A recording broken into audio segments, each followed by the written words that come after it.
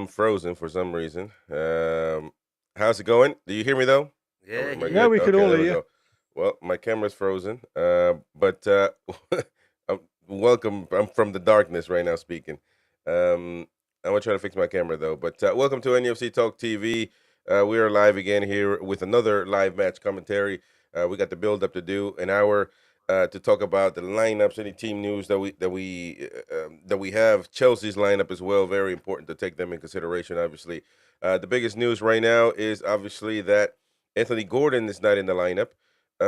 But of course, we got the mighty win. We got Gary. How's it going, fellas? Very well, good.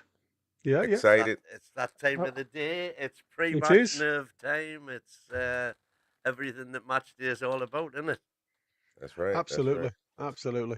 It's an interesting one because obviously nobody knew or very few people knew about the omission of one of our starlets. But you do look at the Chelsea lineup and you can see the difference in depth of squad and everything else. And yet again, we've gone to two goalkeepers on the bench. So yeah, eh, I can't wait for the day where I look at our bench and finally see only one goalkeeper because that'll be the day that we are growing as a squad. Go on, go on. Well, Well, the way we look at it now is the fact that Chelsea are strong. We know that they've got the depth in quality all the way through. It's definitely going to be touch and go regarding a result here because we know going to Chelsea away has always been a dodgy fixture for us. So we are literally, if you look at it, backs against the walls anyway, because of history tells us that. But history has to change. And maybe today is the day that our change is here, and we can move forward from today and hopefully get the positive results that we know this team can do. I mean, at the end of the day, yes, it's weak. I suppose it's weakened, but we all know if they all put a shift in, they can create an upset here. So I am optimistic, but it's like I said, we've got to come out and we've got to come out with a plan, and we've got to get at Chelsea from the start. And if we don't, then unfortunately, I think we are in for a bit of a one-way traffic today. So, what's your thoughts, Win? Well, I was interested with what Eddie was asked. This is after the TV presser. Obviously, I think it's the one as Chris was saying that is for the written press only. When he went into depth a bit more about a couple of things, and he was asked specifically whether he would consider resting players for either of the games, meaning that he's like shown a preference to win one or the other. And he said, no, he says, if I feel playing the same teams gives us the best chance in the second match, I'll do that. But Mm. I'm just looking at the single game at the moment. I think we learn a lot from the first game, actually, to take into the second game. And when asked about rotation, he said, we've got some very good players, so I'll try and make decisions after the game based on the information I get in the game. Whoever's right physically, whatever positions we could rotate, it all depends on how the players play. Of course, I'm always looking at training and reviewing training and seeing if there's a better dynamic, but it's at the end of the day, it's how they perform. You're absolutely right. You are a little bit low. I don't know whether anybody else can hear Win because you feel as though you're a bit away from the mic, buddy. Is that any better? That's much better. There you go. I don't feel as though you're in the other room now. Okay, do. I like it when you're next to me, buddy. That's what it is. So yes, it is one You're of only those. human, Gary. You're Well, only that's human. what I keep saying to everybody. I'm only flesh and blood, lad. I don't know. I keep on for some reason I keep on calling you Barry. All right, I know. It's all right, John. I call it I like think it's obviously. because you're such a good commentator. I know what it is. I'm comparing you with Barry Davis. There you Oh go. my God! Yeah, there you go. What a compliment I could have. Um, what do you think of today then? I mean, we've looked at the teams. We're going to put them on the screen in a minute when we get a bit closer to the match. But having a quick glance at them, you can see I the haven't difference in seen depth. the team yet. I'm still waiting Ah, for it right, to come through on the. right, Well, got you. to tell you the truth, I haven't looked for a couple of minutes. So Right. let's just have a look and see what it is, because I can see Well, it now. I can put it up on the screen if you want us to, Right, go on then. Put it up on the because screen. we can have both of the teams. We'll start with Chelsea. I'll throw it up on the screen, and then we can see where we are. And then obviously then everybody has the same opportunity and the same chance to throw it up there. So there you go. Let me just give that a bit more of an enlargement just so we can see it. So we have Sanchez, Reece James, Fafana, Colwell, Gusto, Lavia, Casado, Madueke, Palmer, Neto, and Jackson. A little bit different, I think, from what was it Andrew that was on from Chelsea Yeah. the other night. He was suggesting, but I mean, obviously we knew it was going to be a strong side, whichever way they've gone. But he has stuck with Lavia in the middle with Casado, as he said, and Enzo has now been put onto the bench. So let's their bench. I mean, like I say, the difference between their bench to ours is phenomenal. Jurgensen, Tosin, Viega, Cucurella, Enzo, Mudrick, Sancho, Joe Felix, and Nkunku. Um, what do you think of that lineup then? When now, now you've had the opportunity to see it, it Well, is I haven't actually seen it. I'm still looking for it. it's on the screen now. Ah, it's tiny. Can't see it. Wait a minute. I'll have it here. Is it? Oh, is it still really? I see. I can't get it up any. Yeah. If I Um, bring it too far, let's have a look at that. Is that better? Gordon ruled out. There you go. Yeah, there we go. This will be That's better. Apologies. I didn't realise it was that small on the screen for some unknown reason. right. It had gone really There's really this thing. small. Well, you're asking about Chelsea. But wait, let's see if I can. It should be on the screen now, buddy.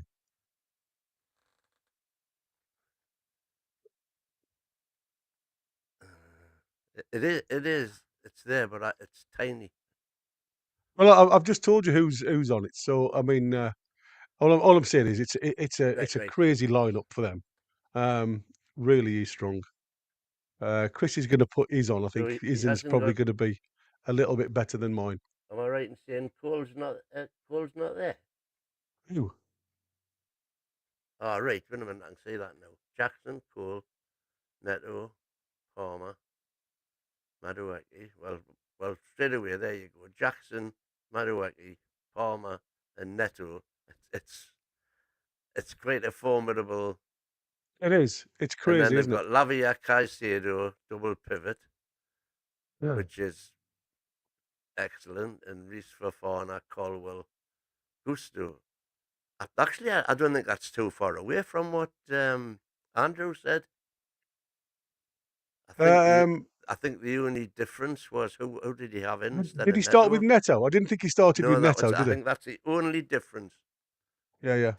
Um, to what he predicted. well, he wasn't sure about Reece James, wasn't he? And he put Cucurella in because obviously he'd And he played had, in Europe, yeah, but he's so he was unsure obviously about whether he was in. Cucurella played on Wednesday, so he's resting him. Exactly. But presumably he'll be on the bench, is he? He is. He's on the bench, so it's like I said. It's a very very strong unit, and the only thing that I look at this team, and I said to myself, you know, I said before, I'm always unsure with Cucurella, even though like you see he won the Euros with Spain. He always seems to be the type of player that um I I'm always thinking if you get a lot of pressure on him, he makes mistakes. He needs players around him for him to play well. And like I said, when you're playing in the Spanish team, obviously they're a unit, aren't they? Where I always look at this Chelsea team, and every time I've seen us attack down the right hand side, their left, it always looks a vulnerable area for them. So, like I said, it's going to be interesting to see how we link up with our three on that right hand side with Tino and obviously I'm hoping Tonali has another good game for us, and I hope he gets more minutes today than obviously he did last week, because that's going to be trying to keep the unity together. But again, the difference between us and Chelsea is the fact that they could have a completely different side against us on Wednesday. Now, sometimes people will say that that's a hindrance because you've not got the continuity. Other people will say, well, that's a a given because you've got two good teams, and we've seen now the other 11 played in Europe. They're obviously playing really well together. So it is going to be a toughie. It is going to be a toughie. Well, I Going don't on think to us then. I mean, there's literally no comparison between the two squads. You can argue till the cows come home about the first 11, but the two squads are chalk and cheese, which is reflected in the wage bills. Their wage bill is double what our wage bill is. Well, they've And got 45 players. I mean, and it, I think they've got something like 13 players out on loan, as well as what they've got here. yeah, yeah. In amongst the two sides. So it just shows you, like the difference in mentality when it comes to building a squad. And like I said, for me, I wouldn't want to play for Chelsea. Um, if I wanted to play football, if I wanted to be a bench warmer, then possibly. I mean, I'd look at it and think, well, I'm going to get paid even if I don't play. But I'm sure that's also a hindrance as well as I suppose a bonus. Like I say, when you're not playing constantly, your rhythm changes.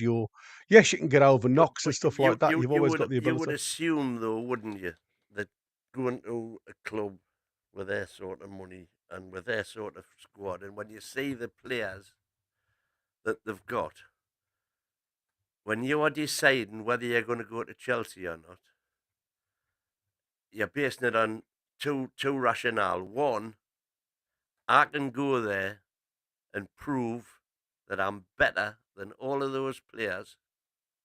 Well, all of the players in your position, and get on the pitch and play, which is what every player, heart to You're heart, striving for. Yeah, wants yeah, to do, and they want to win stuff. And so they think going to Chelsea, I've got a great chance of winning stuff because they've got, look at the players they've got, look at the squad they've got, look at the manager they've got, look at the resources they've got. I'm going to have a great chance of winning stuff there. But I'm going to have the challenge of proving that I deserve to be on the pitch. And that's exactly what you want in the club. Because if somebody does join you under those circumstances, you know you've got a player who's going to be busting a gut every day in training to make it onto the pitch. yeah, yeah. And when on the pitch is going to, give you everything to make sure he stays there. Yeah, such a. I mean, like I say, There might be the odd one who says, well, I can go in there, whatever the super money is, and pick me money up. But then you can look at projects, if you like Newcastle, like Arsenal, like Aston Villa, like Man United, and think where, if I've got the option at Chelsea, but if I went there, maybe it's not going to be guaranteed first team. My chances of getting first team are much better if I go X, Y, Z, and it's up to them to take the chance. yeah, you're absolutely right. I mean, let's just step over to our lineup. So you obviously got Nick Pope in goal, Tino right back with Fabian Schär and Dan Burn in the middle, with Lewis Hall left sided, which obviously we predicted on our We did. preview. Joe Linton, Bruno, and Tonali again. It's very difficult not to pick them three because there just doesn't seem to be anybody pushing their way into that midfield. Obviously, we've got Harvey Barnes in now on the left-hand side because we all said Gordon will play. Alexander Isak in the middle, and Miggy Almiron on the right hand side. Doesn't surprise me that Miggy's come into the side because obviously how disappointing Murphy's been over the last few games. And he has been showing some type of will to get into the box and cause some hassle. We know he's not got the technical gifts that a lot of players have got, and he obviously doesn't provide us with anything into the box regarding crosses. But he obviously does try and get in and behind, and I think that is the thing. I mean, he's obviously looking for a little bit of pace on the right hand side. Now we've lost Gordon out of the squad because obviously we know as good as Harvey Barnes is with his feet and shoots from distance, he hasn't got the speed to get in and behind. And obviously he'll be up against Reece James, so I'm interested to see that battle on the left. That's going to be an interesting one. Well, I would love to know whether in training, and I would hope the hell that they have, whether in training they've been working specifically with Tino, Sandro, and Miggy on right hand wing drills. What they're going to do in certain circumstances. Mm. As we know, I've always been a great advocate of clearing your lines, giving Miggy someone to chase on the right, because 9 times out of 10 he will get to that ball, but then he's got to have somebody backing him up within 2 or 3 seconds to lay it back to and then start the little passing movement. Mm. And Trips and Longstaff were super well versed in doing that, which is why it worked so well. And I would just hope that he's been working. If I don't know how long he's known that Gordon wasn't going to be available. Apparently somebody was saying he's tweaked a groin in training. It must have been yesterday or Yeah. later on Friday. Well, I not would've- necessarily, because Eddie, it could have been on Wednesday, and he said no. Well, I mean, he that would really not be that would be bad on his part because he was asked about injuries and he said Callum Wilson he's gonna miss 3 weeks. I don't know if we have another you could injury. argue that he didn't No, know at the he time also they were said investigating, or- I don't know if we're gonna have another injury, and then he said I think Byrne had something there, but Yeah. he's good now, so I think we're good. No, Yeah. well, that's a pretty deliberate lie if he didn't mention that. So I think just to be not devil's advocate but angel's advocate, he probably got injured later on Friday or yesterday. Don't know if they do training the day before. I don't know how Eddie works his thing, but Well, it would definitely be training on Friday. It is a big blow. I mean, as much as I want Barnes in, I want Barnes and Gordon in. But I guess it could be a blessing in disguise that Almiron comes on and it's his opportunity to take. So, Absolutely. if it's but Well, he can't do any worse than Murphy did on Saturday, can he? I wouldn't put it past him. I wouldn't underestimate Almiron. Ye of little faith. But hit the likes, folks. Hit the like button. I've been struggling with my camera, but I'm back. So there was a nice Joe Linton fan, a Brazilian fan, didn't speak English in the chat as well. I was taking a look at, and he was just speaking Portuguese, of course, and lovely to see these people coming on. He also supports Santos, which is black and white as well. Brazil has a lot of black and whites. Atlético Mineiro, Botafogo, another black and white. Yeah, pretty cool. Hey, man, those scenes from Atlético Mineiro in the Copa Libertadores, man, in black and white, that stadium, man, it's unbelievable. It's kind of made me think of the. Can we not in England? Can you not bring in like fireworks or like smoke and all that stuff? The best they've come up with so far is those sort of fire cannons. Well, like where they, it seems like the stands are on fire, lighting up with like Turkish teams do it. Oh, They, flares you're talking about. yeah, Yeah, yeah, not allowed You flares can't have that. yeah. not But see, getting through the Turkish turnstile. man, but that makes it that's unbelievable. Although, you know, and here's the thing, you know, this just goes to show the security at St James's Park. You know, they bring those big drums in, and there's always also flares from the ultras. Milan had them, PSG Yeah, had them. yeah. How are they not searched the same way we are? Well, there you go. I mean, all over, You would not and be they do allowed to it, bring a bass drum into St James's Park with you. I can and guarantee you. and they do it in Germany as well. They do it all over the place. Just in England, they don't do. Obviously, you guys had a big catastrophe back in the day with Liverpool, and you know, you can say you learn your lesson, never going back. But just saying, you know, a lot of countries do Mm. it. It Anyways, was a lot worse back in the day when we had wooden stands. I mean, you know, you look at the Bradford well, disaster exactly, where because it all set on fire because it was of the all wood. wood back then. Yeah. Yeah.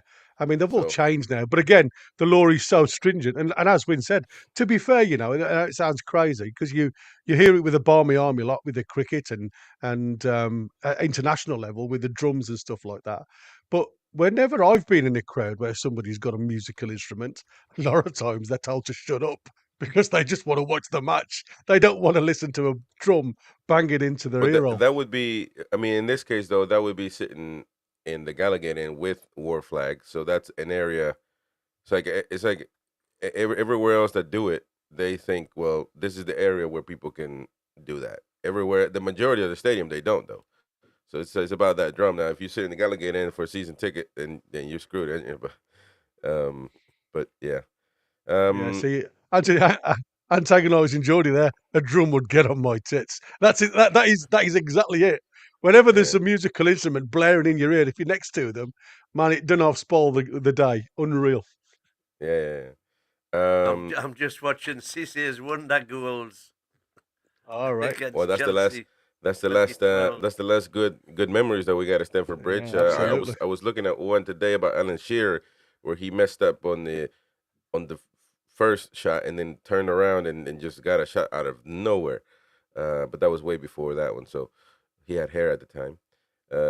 But I mean, I think the lineup right now is, you know, as we see, we can put it back up actually.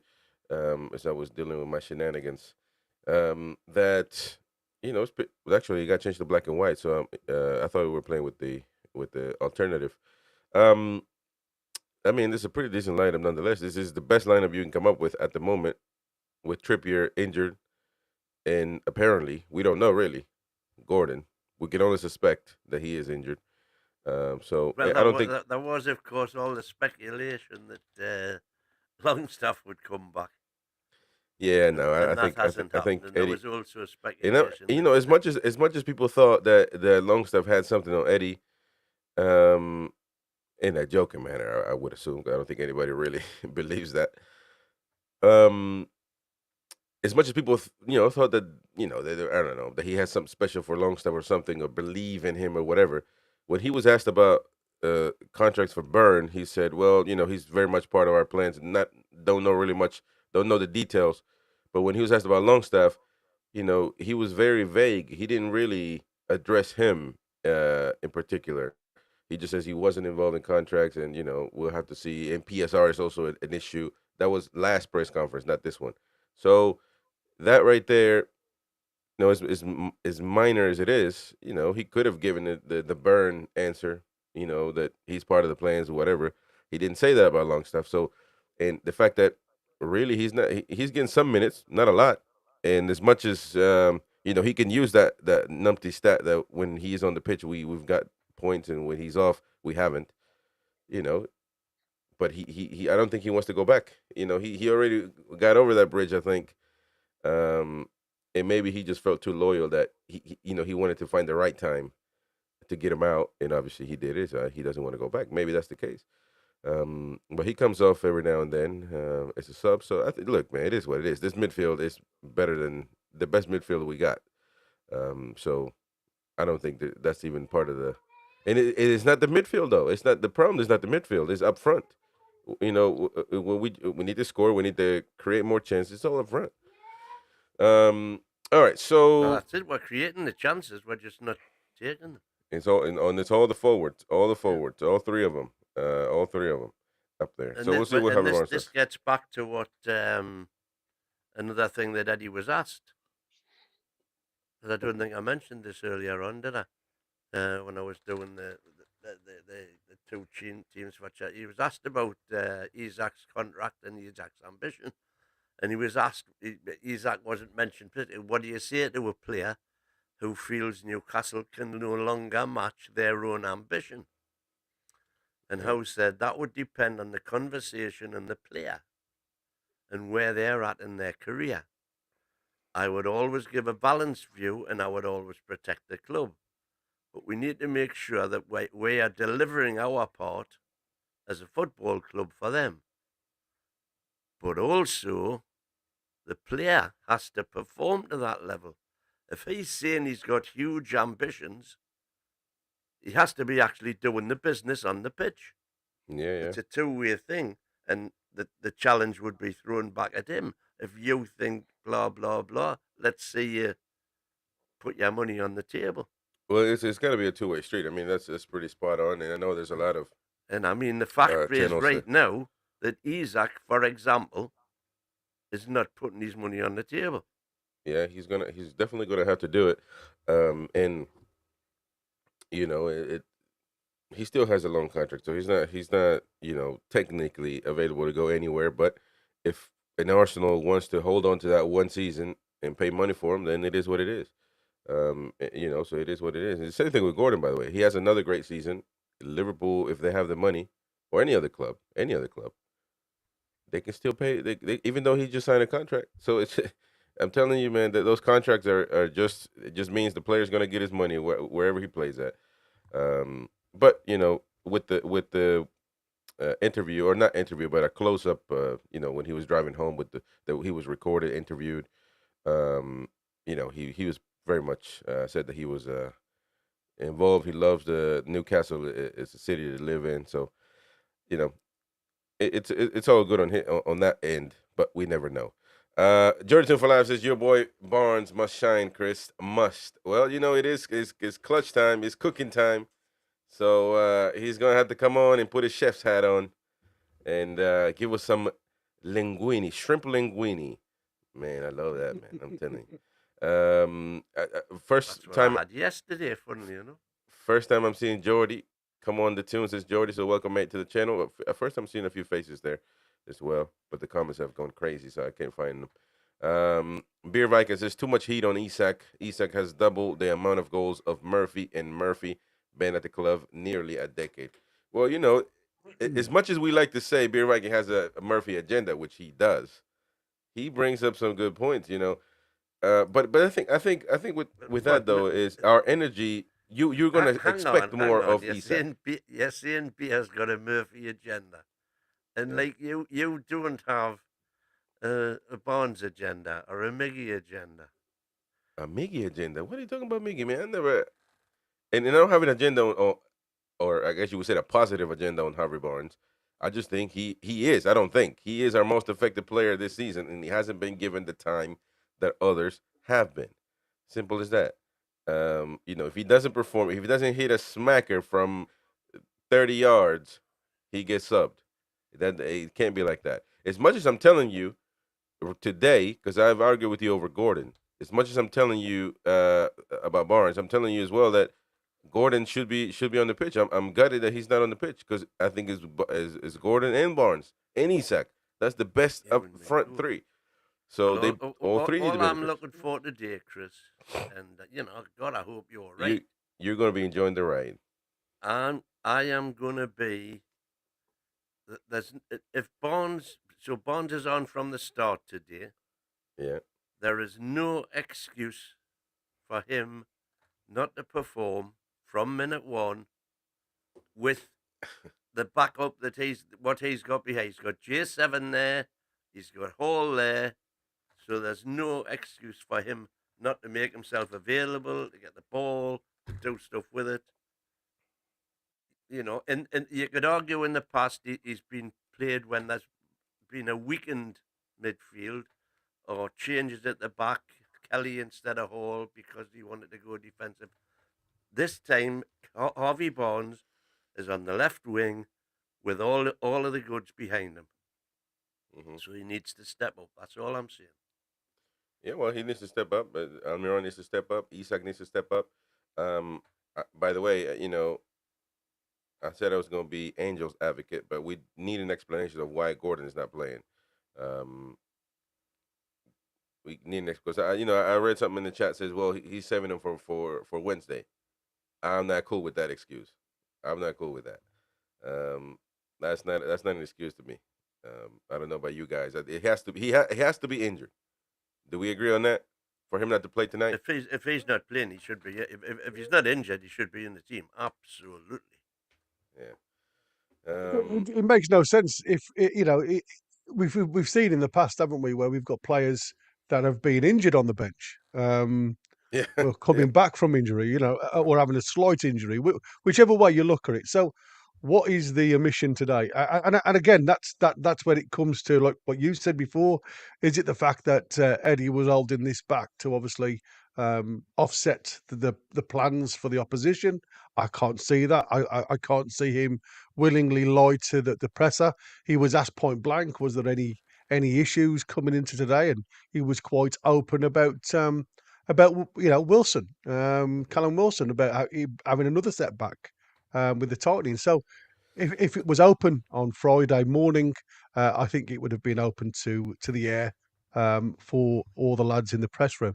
So obviously this is something that he's picked up later on in the day, because obviously they do light training in the afternoon. So it's obviously something that he's felt, and he's felt it enough with these two games coming back to back that has made up Eddie's mind not to include him at all. So there is definitely something there. But what you guys are saying, don't you think it's really weird to look at our squad? From the start of the season, we've not really played well. You can make as many excuses up against Southampton as you like, with the red card and having to defend and everything else. But even against the Forest game, we were outplayed for a majority of it against Forest second, and managed to get something from the game regarding penalty wins. Then you go into Tottenham game. And again, we're on the back foot at home, which is something that you very rarely see at home. But it seems to be the way Eddie likes to play these days. And again, we had less of the ball, but managed to get something of it. We travel away to Wolves, and we're all saying, look, again, this could be one of them games. And for the biggest part of it, and again, we go back to Harvey Barnes, where these two wonder goals, apart from those two goals, could we ever see us scoring a goal? And I think that was the biggest thing. We haven't looked like scoring in every match. Now, that was before Isak got injured, and obviously then we had to make a few changes. We're throwing Gordon through the middle, and I don't care what anybody tells me. He does the good runs and he makes things happen, but he just never looks like a complete forward for me. And I always think if you haven't got a target, right there, Barry, for to say we've Gary. never looked Gary, like man. scoring, what we have looked like scoring. Not in the first few games. I'm not talking about the last couple of games, and this is where I said, when you look at the first 4 games, we took points in all 4 games, because every one of us said in the chat as well as live when we were doing the shows, I can't believe we are 6th in the table at this current point of view, because we haven't played like a team in that area. Then obviously we got battered by Fulham, and we didn't have many chances at Fulham. We got off. I actually took off the park, and that's when we started to see that there was obviously something wrong. And Eddie did admit that he'd got the setup wrong. Then we see against Man City, where again we were off the pace a little bit. We created a lot more than we had previously. I agree with you, and that was the change. And we got a draw out of that game, and we all said, well, that was a really good tactical game. Then obviously Wimbledon, we battered them off the park, which is what you expect. But again, didn't look like scoring. Even though we had 80% of the ball, we just didn't look like scoring. And it took a penalty to actually get a goal against Wimbledon, for God's sake. And then you go to Everton, and we absolutely batter them. I mean, literally, we took them off the park. Same at Brighton, and we've come away with absolutely nothing. And it's nothing to do with the way we are playing. It's because we just don't stick it in the onion sack. That's it. And this is what I'm saying. When we haven't looked like winning, we've managed to sneak 1 goal or 2 goals and get a win. And like I said, I could not have foreseen us winning against Wolves apart from Harvey Barnes' goals. And it was the same when I was at Tottenham, when I was at St James's Park watching the Tottenham game. It was backs to the wall for the majority of that game, and it come to a couple of, I would say brilliance, but I suppose good plays that got us in and behind. So we're looking at 9 games in. This is the 9th game in now. And we've got to start changing. And this is what annoys me when I look at individual players that say I'm not going to sign a contract and all this, because it doesn't look like the plan is working to effect. Now, the players are massively involved in where we finish at the end of the season. The manager can do so much, but it's up to the players. And when them players just aren't performing, and we've seen it all season, there are certain chunks of this team that just don't do well. Against the Fulham, you can say it was the whole team. But majority of the time, it's actually been the link-up play from midfield to forward line. We don't seem to have that creative fluence of getting in behind into the half spaces that we can get, decent chances at goal. Now, obviously, against Brighton, we had that. We had lots of good chances against Brighton, which was probably the first time this season that we actually created in front of goal. But unfortunately, for whatever reason, we just didn't finish the game. And like I said, before they even got the goal, we should have been at least 2 goals to the good. So, you can look throughout the season and say, God, we've been lucky at the start to get the points that we have, because you can imagine what the crowd would be like now if we hadn't managed to pick those points up back then when we weren't actually playing well. But now we've started to turn a corner and play well and create the chances. We just don't seem to finish. And it just seems to be that little bit of unbalance at the minute. If we can turn that screw on, then who knows? All right, so we got an official post from Newcastle United's account. Says Anthony Gordon misses out with a groin issue, while Harvey Barnes and Miguel Almiron return to the starting 11. So there you go, official by the club. It'd be interesting to see what the timeline when this happened. But he's got a groin issue, so there you go. He won't be obviously taking in consideration that we got a big game on Wednesday. You need to get him, because that's a live or die game, and maybe he doesn't want to risk it. Plus, groin. If you ever had a groin injury and those hurt B, Yeah. anytime you try to You've walk. got 3 main muscle groups coming into your groin, and I'll tell you something now. When you tear the groin, it doesn't matter which way you want to go. If you want to abduct your leg to move, the pain is excruciating. So if he's got some type of muscle strain on one of those 3 areas, because like I say, there's 3 areas coming in from the groin, then it's best to rest him. You can't take chances on that, because we know how important he is for us going forward. And like I say, he's one of them players, the same as Isak. How much did we miss Isak when he was out for those 3 games, or at least injured for a couple of games? He's half a player. And if Anthony Gordon can only play one way, and that's at full pelt, and it's these type of players that have that injection of pace from naught to everything, that will tear massively. And like I say, the last thing we want is to see this lad. I can just see him on the picture, actually, Anthony Gordon talking to the lads. This lad being out for some time. So, he's just having a pre-match interview. I don't know whether you can hear that, but he's just on the screen now, Eddie. Okay, Jordan Valais, that's a good one. I heard Gordon hurt his groin picking up his new contract. It's a heavy one, babe. It's a heavy one. It's a heavy contract, baby. So there you go. Going for trouble with the team. He did try. Well, he's going to trouble with the team, I'm sure. I mean, he wants to be with the team. He'll be watching from the stands. No big deal. I'll have a listen to what Eddie's saying. Where is he? It's actually on TV at the minute on Sky Sports. Well, it's on TV. I mean, we got to keep talking, mighty. We can't. Yeah, we've got to keep talking. You can't just go off again. I mean, you can't just abandon us, mate. What the hell is this guy doing, man? We're supposed to be having a show. He's like, well, hold on, let me watch TV for a second, for 10 minutes. What the hell, man? We're supposed to be doing a preview, man. Hit the like button, folks. Hit the like button, and help us out. Help us out. All right, so I mean, nothing really took. Chelsea's got a really. You guys talked about it earlier on. They have a big squad, but Formidable, mate. It's the man to look for is going to be Cole Palmer. That's going to be who's going to be guarding him. That's the thing. well, you're going to lose one of your players, and in the past, if you remember against Man City, we lost Bruno for a majority of it.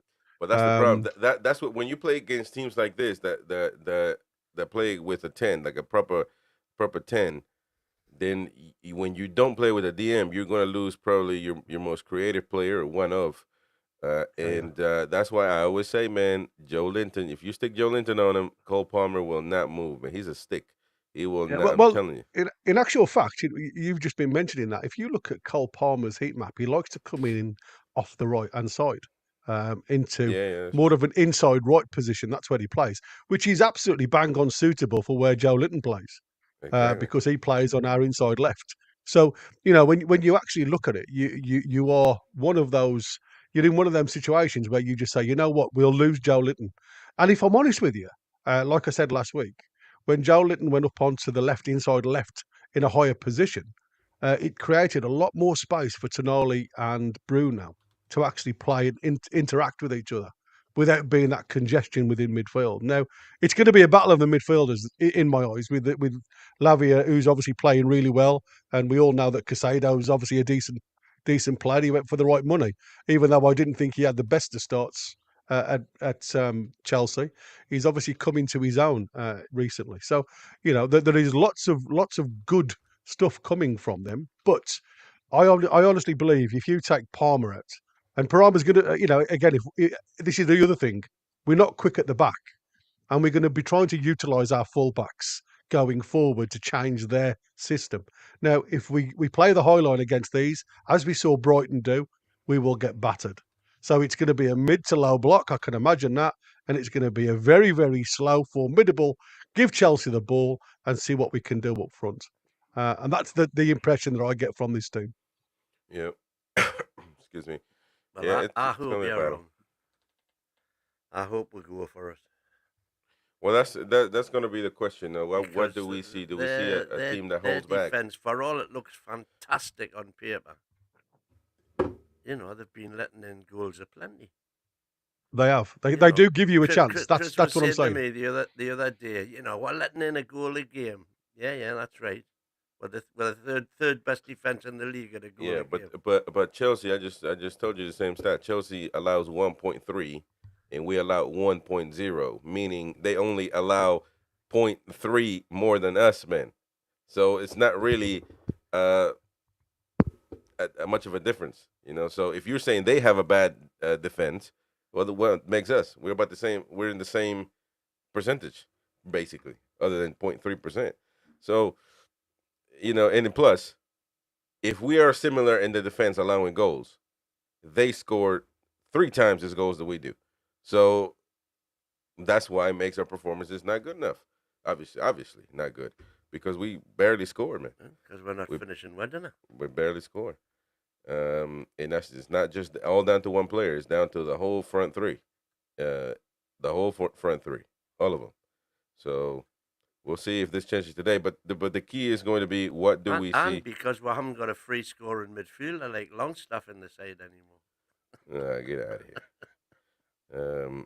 They need to. Well, there was as a lot well of chat in there was a lot of chat in the on social media in the week about how different it's been since Longstaff's not been in the side by a lot of the media outlets, saying that we just don't have that natural progressor into the box when we've got the better three technically gifted players. It's always the same with Sean. He becomes a much better player when he's not in the team. Yeah. Well, you know what? I do hope we don't get. You look at Brogy yesterday. He got booed when he come on as a sub, and I don't know whether anybody's seen the after match. He scored the equalizer to get them a point, and he was in absolute tears when he come off the park. He was so distraught from the reaction that the crowd gave him when he come onto the park. I felt sorry for the lad, and that's what I said. You look at the mental pressure that these guys are under. We all think back to the days where we used to kick a ball around in a park and put two jumpers down as goalposts and just play for the fun of it.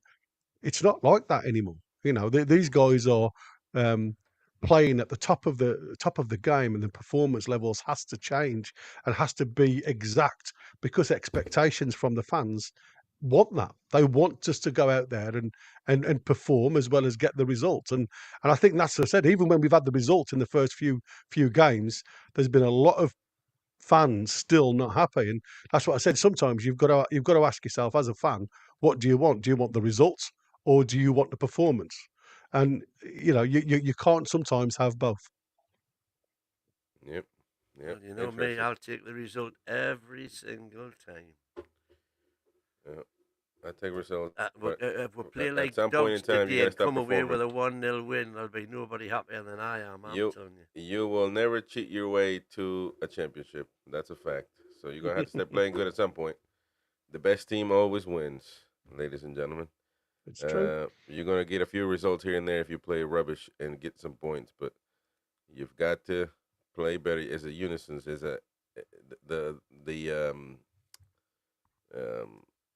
everybody has to play good as a team. We'll see. We will see what happens. Anyways, let's get ready for the watch along. I'll be stepping off for this one because I got sick. Everybody's got COVID in my house, so I got to help out with the kids. But we'll be back for the instant match reaction, so stay tuned for that one. And it'll be, of course, for the live commentary, the Mighty Win and Gary. So make sure you guys are synced up. And how away the lads, man. How away the lads. I'll be watching. Anyways, folks, we'll see you right now. Matchday Live.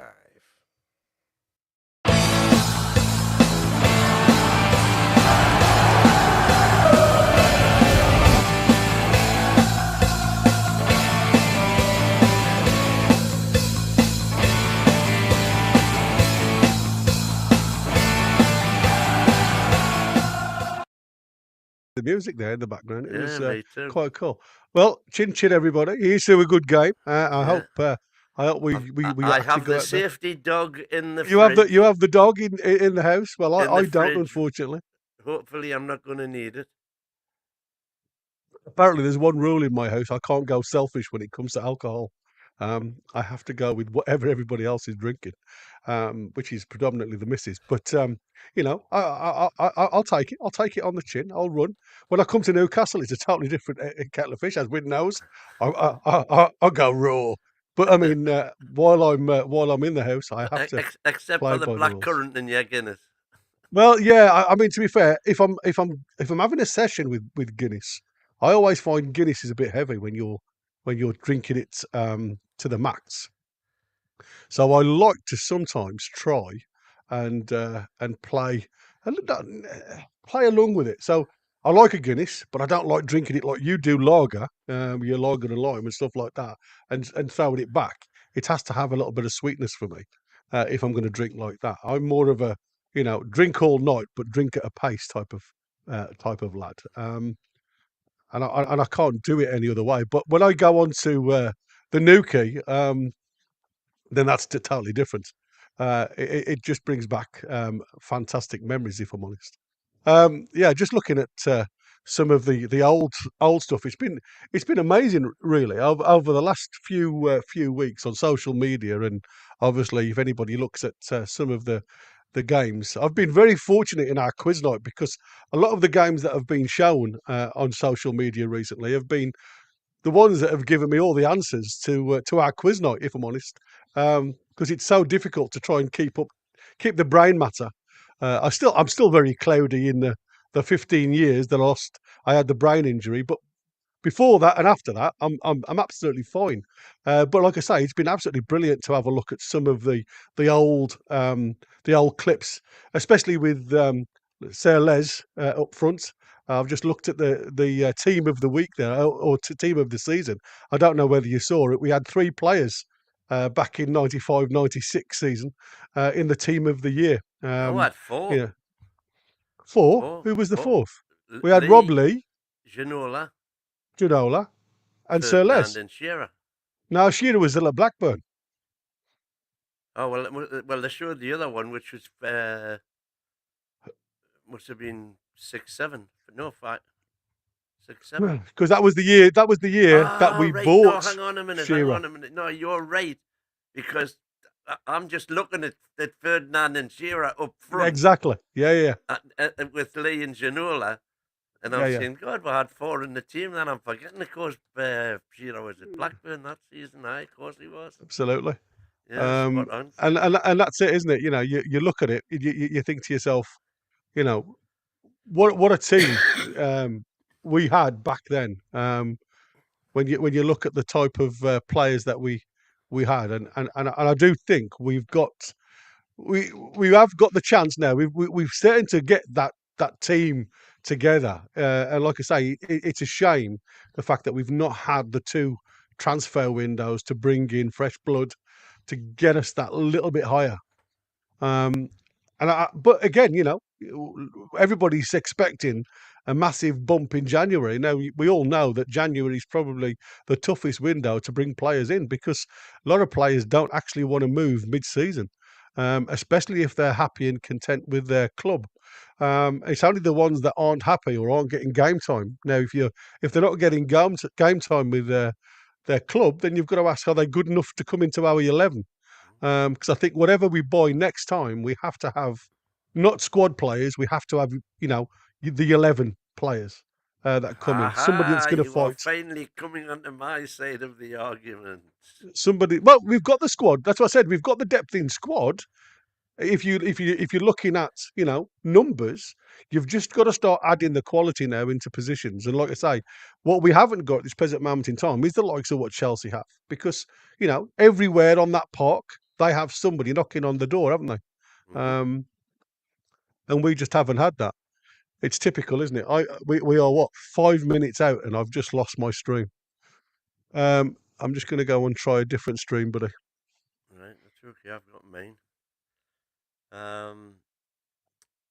It could be very interesting for anybody who's down there. Jamie's down there Mm. with his son Blake for his first ever away game. And what a weekend he's picked to go down there, because Absolutely. it's going to be fun and games tonight in sort of north central London, Paddington, Yeah. Euston, King's Cross, because Liverpool are down at Arsenal, Man U are at West Ham, we are at Chelsea. So that's 3 lots of away fans, all on the tube travelling home at the same time. So there could be some fun and games on there.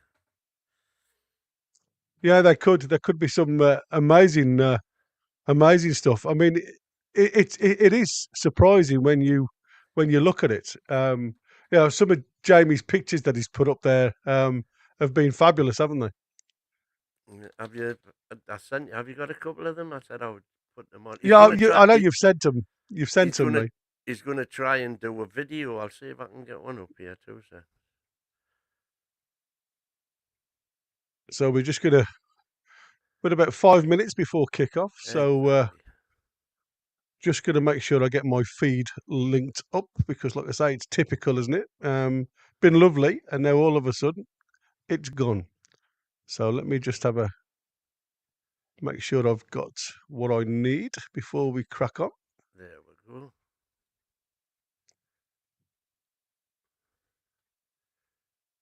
So, See if this is any better. I hope it is. Let's go that there. Nope. Ah. 2 seconds. I've got a call from Chris. Hello. So I am literally at a loss now with why my stream's gone. Let me just see if I can reboot my box quickly.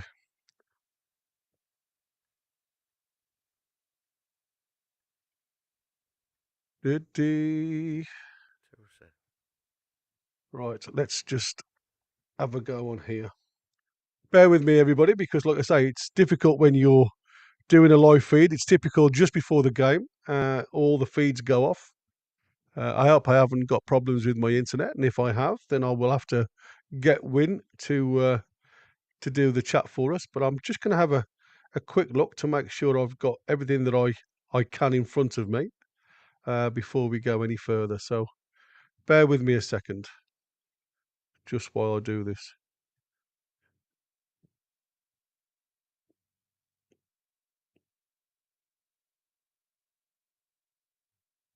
They're coming out of the tunnel now. So, like I say, we are very, very close to the start of the game with Bruno as captain and Reece James for them, the two captains leading them out.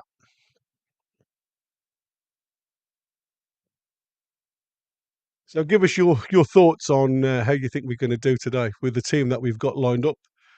Has it changed your mind at all, or do you still stick with, like I say, there's 53%, if you look at statistics, say that we're going to lose this, and it's 20% for the draw and 20-odd% for Newcastle win. So everything is against us as you look at it. So it's going to be interesting. Right, I'm back. I've just had Chris on the phone saying, All right. with this layout that we've got at the minute, we can't share anything. You can't share anything. No. Not with what we've got Nobody now. can, apparently. No, you can't share anything on the screen. No. Yeah, that's right. So so just forget it for the time. We'll do it in the aftermatch. yeah, we can do it later on. I've got the 'Cause lineups coming on at the minute. James Fofana, Colwell, Gusto. Yeah, well, I am. Caicedo and Lavia.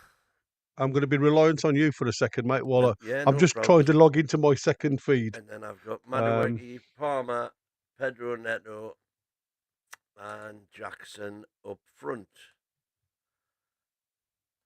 And the tune, as we've got on our screen there, which is coming up now. So if you guys are watching and you want to be in sync, I'll let you know exactly when we kick off. If you're not, then by all means, watch in your own time. But please don't put any spoilers in the chat if you know we've scored or they've scored or whatever, before we've actually told the rest of the viewers who maybe haven't got the live stream. Almiron, Isaac and Barnes. Come on, Miggy, prove the doubters wrong, son. Absolutely. But I mean, I'm quite happy with that lineup, me. I like the defence. I like the midfield, obviously, and Isaac and Barnes and Miggy to give us an outlet on the right. And this is the first back-to-back Premier League starts for Lavia. Right, so I've got my backup one now up and running, which is good. I'm hoping I can get my other one on as well. So I've got two going at the same time, because then if it does fail on me, I can go to the other one. So apologies for that little bit of a lull in the background. You, Mr. Techno Wonder. Well, like I said, when you're doing live, there's nothing worse, when you're doing any live commentary or anything to do with sport or anything like that, where you just lose. That Harvey Barnes there, 3 goals and 1 assist in his last 5 away Premier League games. Right, yeah, it does look like my source. So it looks like we are starting. Oh, well, Chris, they're on the knee in front. On the bottom. So I don't know what's happening with that one. My feed on that one is completely off. Right, here we go. So we've kicked off, guys. I think we're probably about 30 seconds behind. Well, I haven't kicked off yet, so can you? Everybody else. Well, like I say, I'll get to 30 seconds, matey, and then I'll stop it anyway. Okie dokie. So at this present moment in time, Newcastle down in their left back position, having a little bit of play with Hall and Barnes being pressured, but Hall has gone long towards Miggy. It's picked up by Tonali. Unfortunately, a little bit of a heavy touch. Gone over to the left-hand side. Tonali's got the ball back, though. we've He's kicked looking off to now. feed in Barnes, and I think the ball's just gone out for. Oh, it's not. It looked like the ball had gone out for a throw in, but it's not. It's kept in by Chelsea. Palmer's come in deep to get the ball, really deep. Literally, Reece James now just looking to try and get the ball upfield. There's a play on there from the referee. Ball's played out to Madueke. He's got a bit of space to run into. Hall's backing off. Madueke's going straight into the box. He crosses the ball and Pope gets down low just to smother the cross there. So that was good.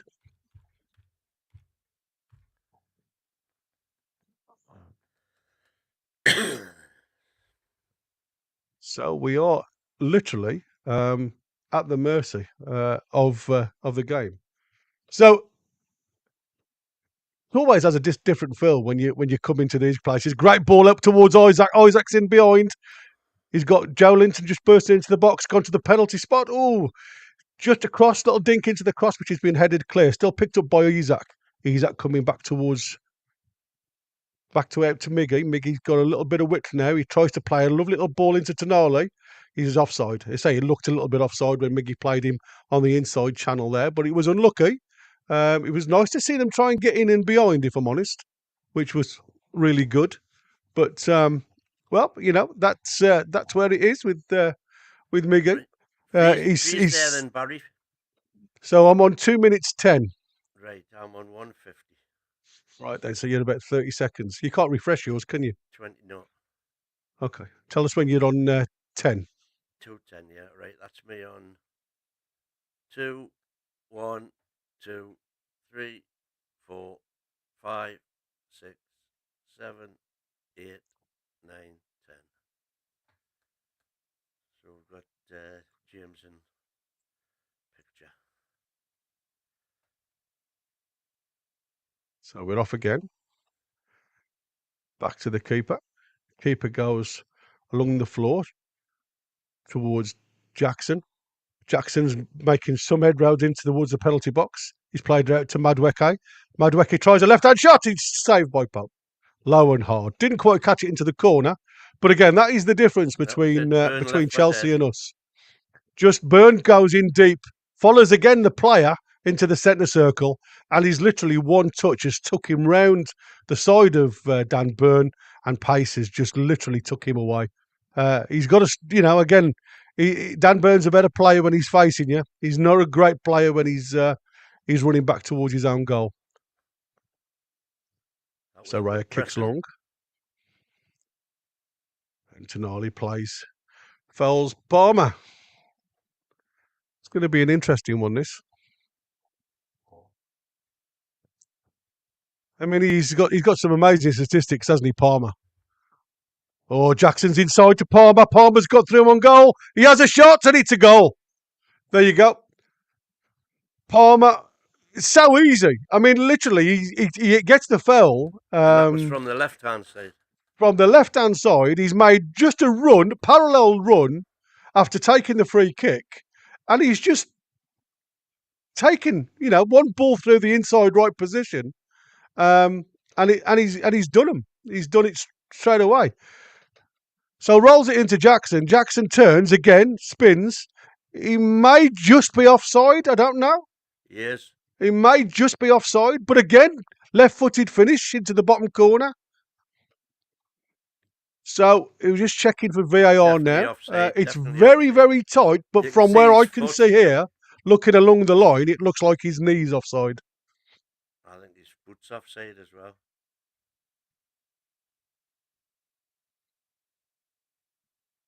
Jared Gillett's in the VAR room, so let's see what he comes up with. But I can't believe that, from taking the free kick into Nicholas Jackson, again, that turn. And burst of space. He's able to just give himself the room then to lay a ball inside left position for Palmer to run onto. Crazy, easy goal.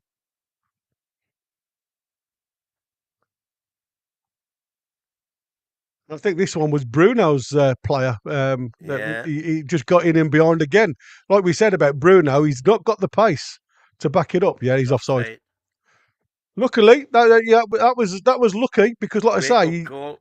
just a delay in the ball going through to Palmer by Jackson. If Jackson instead of taking a touch, had played the ball first time, it would have been a goal, definite. So very very lucky there, guys. And I think that is the warning. The warning sign has come There you for are. us. We've got out of jail. Just a picture of Maresca there. He's, like I say, took it on the chin and get on Well, with he it. was So Cher offside, takes the simple free as. kick. Yeah. So again, lots of pressing by Chelsea. It's gone all the way back to Popey. Popey looks for think it out towards Tino. Again, poor touch. Then Tino passes, and it's now Gives the ball Palmer. away. They're just keeping the ball now, the There's Chelsea Tenali guys. again. That's a bit of a stray pass, to be fair. Bit Well, of I a think chase back for Fofana. Tenali had something to do with that. Yeah, good pressing. Yeah. But it's a stray pass there from put themselves under a bit of pressure. It's allowed us to come out at them, though, which is good. And again, they're allowed to come all the way up that far. Look at that. Jesus. One ball Well over the top done, again. Pope. That was superb. But again, it's the movement of the forward. The forward's drawing our back line up to the midway mark, halfway line. And then it's a ball to one of the backs. And he's just spinning and running in behind. And luckily, Pope was our sweeper keeper there that was able just to kick it and get Well rid of it. done, my God. So a couple of really early looks at the way Chelsea are setting up here. So it's going to be an interesting game. Bruno in the middle now. Tonali drops it back towards Burn. Burn over to Shaw. Just need to take the sting out of the game, if I'm honest, and slow it down a little bit and then get our composure, because I think that's what we're lacking at the minute. It's a bit rushed. Everything just looks a bit rushed. J7 inside to Tonali. Just trying to keep the ball. And again, there's not really a great press coming from Chelsea at this present moment in time. They're just... Tenali and J7 have switched. Yeah. Oh, it's been charged down from Shaw's Oh, man. clearance. And now J7's come back to give us a J7, get bit of in, help. son. Heads it back to Pope. Now Tenali's back on the right. So we're in our penalty area and we're just squaring it. And again, as soon as Hall gets it, there's a press. Madueke Hall gives it to Madueke. Madueke back to Reece James. Reece James back to Madueke. Again, as soon as Hall gets it, they're pressing him. It's like they've highlighted Hall as being obviously the weaker side, or the two fullbacks, that is, because every time the fullbacks have got it, there's been a massive heavy press on them. Well, I was going to say they should know all about him, of course, but probably not, because they're Probably all not in that new position. players, new coaches, new manager. Yeah. Totally different setup now, isn't it? So what do you think of the first couple of minutes then, Win? Well, we're vulnerable, aren't we? The ball over the top seems to be their... What I'm well done, J7. Go on, well done, J7. Go on. Go on, son, now. This Got is the where ball up into the Harvey Barnes. Harvey Come on, Barnes this is in the where we want you left-hand to corner. shine. Pulls it back towards Bruno. Bruno has a Give a shot. shot. Deflected. And it's saved by Why Raya. wasn't somebody following that in? Yeah, he fumbled it a little bit just on the goal line there, but nobody challenging, nobody coming in with the ball. So he's picked up easily. Sanchez is... But we're going to be in trouble if we're reduced Fofana. to that. If we're reduced to shots from sort of 25 yards. Yeah. I was hoping Barnes made... Sorry, I said Raya there. I meant Sanchez. I was hoping Barnes might have got to the byline then. Yeah. But It looks like Fofana's Fofana's down now, just having a... Fofana's down and out, I think. So we may be seeing Tosin come on. Yeah. Be interesting to have a look at. It doesn't look good, does it, for him? No, he's... I think I saw him shake his head there.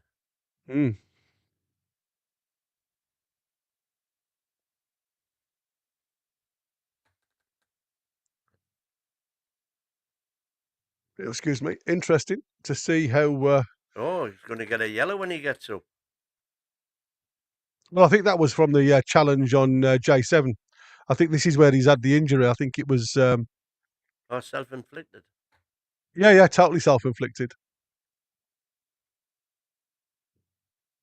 So Fafana's got 6 yellow cards if it is him. In which case,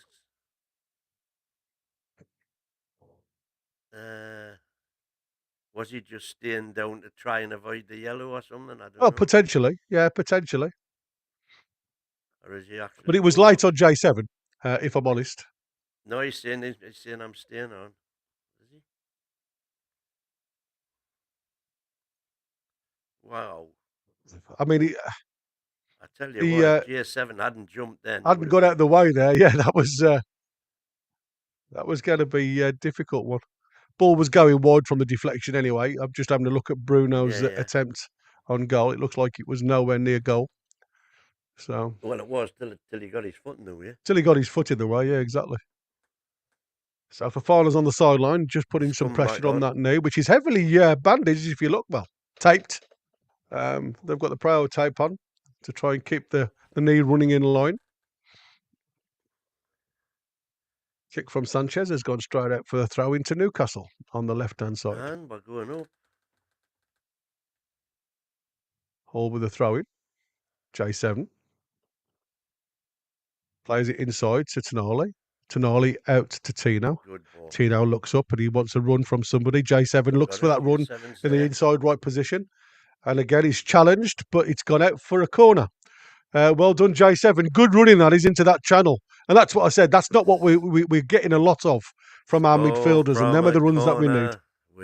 You never score from a corner. Yeah, exactly. 50 corners, no goals. There's nothing like trying though, mate, is there? How BDB, son. Corner comes in, goes to the far post. It clears most of them, to be fair. Out to Bruno. Bruno plays it all the way back to Tino, who's on the halfway line. Tino throws a long ball in towards that. Yeah. Oh, Miggy tries to tow it back towards Lewis Hall, but unfortunately it goes out for a throw into Chelsea. He tried something there that was a little bit on the different side, but he managed to get something from it. Well, to be fair, the ball was, wasn't like a gimme that he cocked up or anything. No. I mean, it was a volley back to Tino, but he did try to do it. It didn't come off. Long ball over the top again for Medweke, but again, Hall plays a beautiful ball in for Barnes down the left-hand side. Barnes now takes on. It's blocked from Gustav. To be fair, really good block from Gustav. Palmer now runs into the Newcastle half. Oh, you weren't looking. And there's a great ball out for Neto. Neto now tried to get to the byline. He tried to get a quick cross in, but Tino blocks it. It's a Chelsea corner. So it's good. It's end to end, mate. It's a lot better than I expected. See if they've got the Chelsea corner stats. Yeah, exactly. What did you say? They never scored at a corner either. But I mean, I'm not sure about that. Because they weren't in that list of zeros. Because we aren't alone, but we've just had a lot more than everybody else. So again, everybody's marking the front stick. There's a line across the 6-yard box. So let's see what happens here. Ball comes under to Pope's hands, and Pope punches it out to the box, and it was by Lewis Hall. A volley by Neto, I think it was, that gets blocked by Lewis Hall. And we're up towards about 10 yards inside the Newcastle half from the halfway line. Throw into Newcastle, to Chelsea, I should say.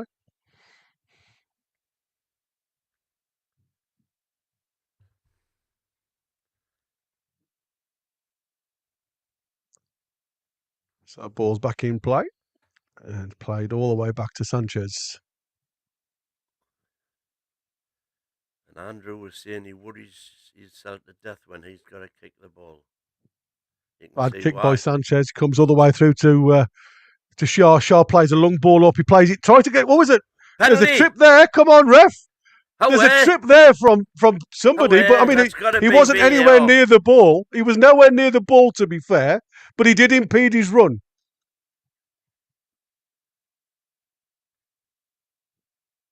I mean, even the player pointed outside the box there. Yeah. So that's interesting. Let's see what happens with this now, VAR. Outside the box. Yeah. So there was guilt there from the start, wasn't there? Yeah, exactly. Right. The ball's not out of play yet. VAR can't get involved if it's outside the box, you see. It's run out of play. Right, so now VAR. So let's have a quick look at this. Yeah. So Bruno makes a late run. Oh, it's definitely outside the box, mate. It's definitely outside the box. But it is a foul. It is a foul, but the VAR can't get involved with that because it's not a penalty. Not a penalty. Yeah. Big let off. But it was definite foul. I mean, you know, he was through on goal there, you know. I know the ball was going a little bit wide. A free kick. That's bad reffing. What a surprise. Yeah. And this is where VAR, you know, this is. I keep on saying they should go to the manager's appeals. The manager should have 2 appeals a half. Yeah, but I mean, it's only a free kick, isn't it? When if it's not a penalty. Yeah, but it's on the edge of the area. Yeah, I know, but it's not a penalty. That's what I'm saying. Well done to Reece there. But I mean, it's encouraging the fact that we're getting in behind. That's the encouraging thing, if I'm honest. Which again is what Andrew said on Thursday. You will get chances. Yeah, absolutely. They are certainly giving you that. And there's another poor clearance here. Clearance by Sanchez. Isaac. Jesus, man. God. Oh, you could have. That's a bad. Well done, Burn. He was that was one of them balls that could have gone either side of Pope. There. It was heart and mouth team. It was, wasn't it? Cracking challenge in on Nicholas Jackson, to be fair. But with Popey being that far away from his goal line, if the ball had passed him, it was an own goal. Come on. So Bruno out towards Barnes, in line with the Chelsea penalty area. Barnes is looking for some support. Ball goes down the line. Barnes whips it inside. And again, it's just miscontrolled by Bruno. And Chelsea get it clear with Palmer. What a great ball that is through to Neto to run onto. Barnes is beaten. He comes across. Jackson in the middle, opening, and it's a fucking goal to Chelsea. One great ball from Palmer, split open down that left-hand side for Neto to run onto. Neto then jumps over the Burn, who gets tries to get a challenge in. Nowhere near him, to be fair. It was Cher actually who came.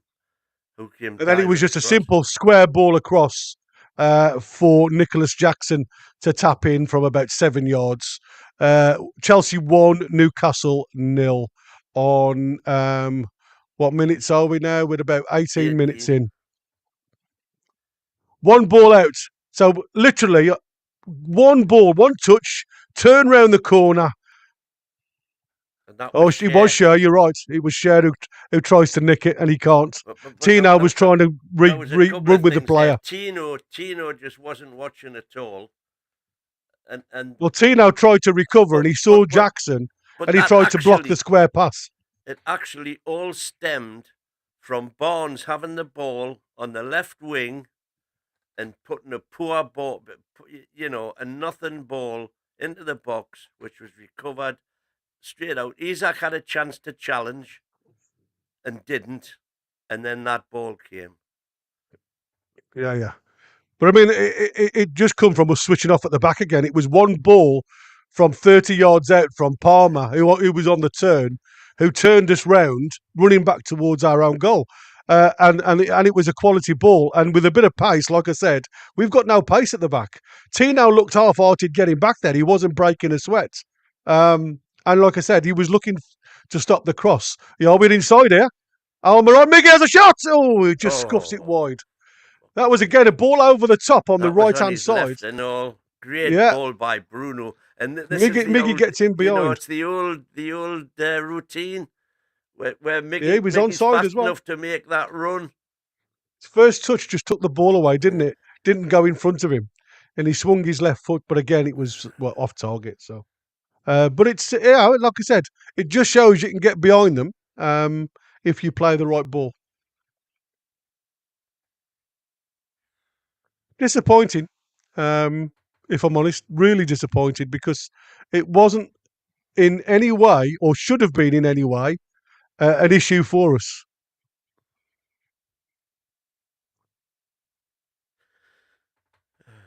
So again, Chelsea go for the long ball towards Nicholas Jackson. Look at inside there. Palmer had acres of space. Luckily, Bruno had seen the run. We took two players out the way there, and we haven't got anybody if you'd got from the that ball midfield. to Palmer, Bruno was still going to be nowhere near, by the way. Oh, he wasn't. No, exactly. There is so much space at the back for the Chelsea boys to run into, if I'm honest with you, the half spaces. If we overcommit players forward, one ball over the top or through, as we've just seen from Palmer, gets in behind us every time. If you're going to play this way, we've got to all press together like we were doing last season, or we go back to a different style. Because at the minute, it looks very much it's a half and half. And there's far too much space in the middle of the park for an outlet ball.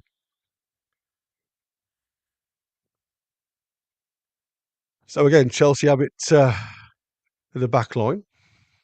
Cole Palmer and one touch, and Shaw, who's obviously got the job of marking him, as he's just in that half space again, and he's just too good. Palmer, first touch, puts it away from Shaw. Shaw then just goes and throws his leg at him, brings him down for a professional foul. So it's a yellow card to Fabian Shaw.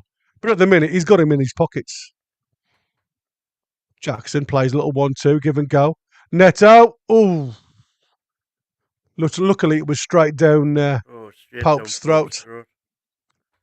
But we've got to be careful because again, every time they come forward, it's just that again trying to snatch the ball quickly to get rid of it. It's deflecting off our own players into the path of Chelsea on runners. So got to be very, very careful here. So Tonali plays it inside to Bruno. Well done. Bruno looks a little dink ball again. That's given the ball. It's a percentage ball again. And it's giving the ball straight back to Gusto. Caicedo.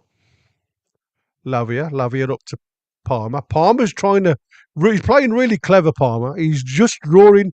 When he gets the ball, he's just holding it up and allowing our players to change or try and get to him. And look at that. Straight into the half space. He's got the turn again.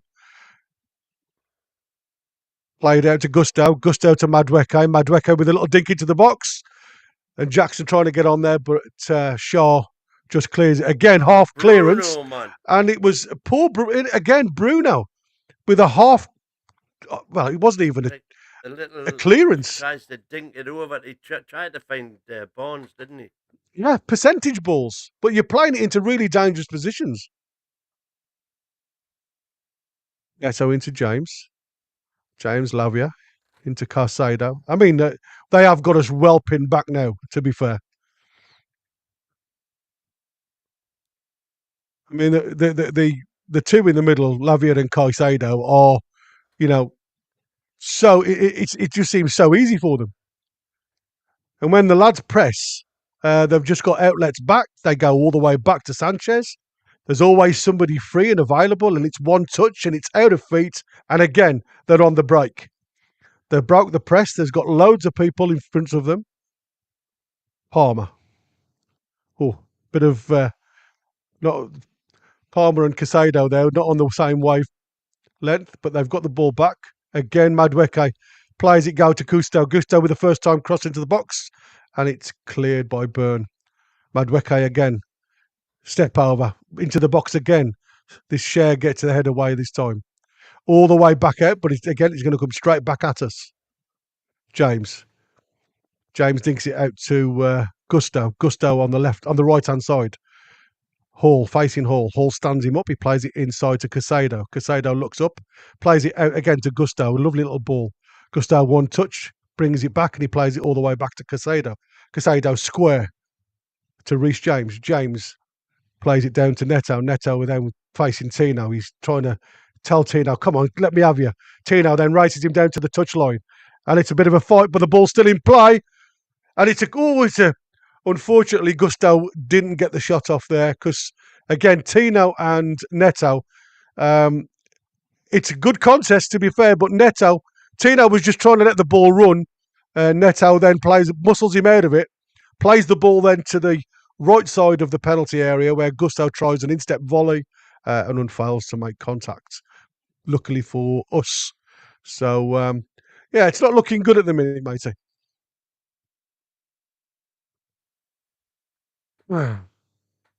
So, free kick to Newcastle. Just going to have a quick drink to wet my tongue. Well, I'm just thinking it might be, I'm going to give it half an hour. And then it might be time to go for the rescue dog. Yeah, exactly. So, here we go again. Lavia back to Reece James. James looks out towards Madueke. Looks like half ball, and Hall gets to that. Barnes tries to play it back to Hall, but it goes out for a throw-in. Yeah.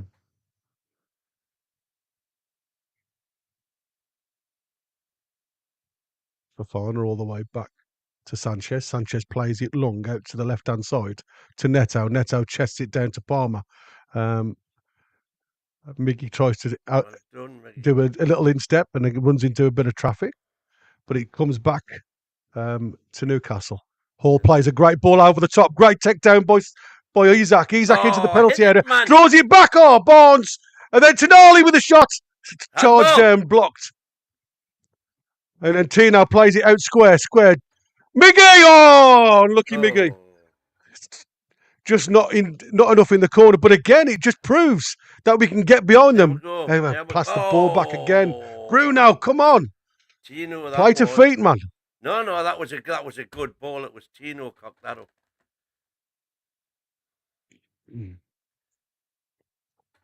Ball goes out to Madueke on the right-hand side. Madueke up against Hall, runs into the penalty box, down towards the line, and it's charged down by Hall for a corner to Chelsea. It's for a neutral, it's a good game. For a fan, not so. Why didn't he shoot there?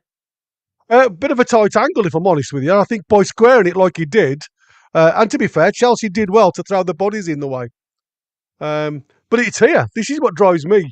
Is the follow-up, because we had an overload on the right-hand side again. And Miggy goes on the inside rather than just letting it go towards the right side.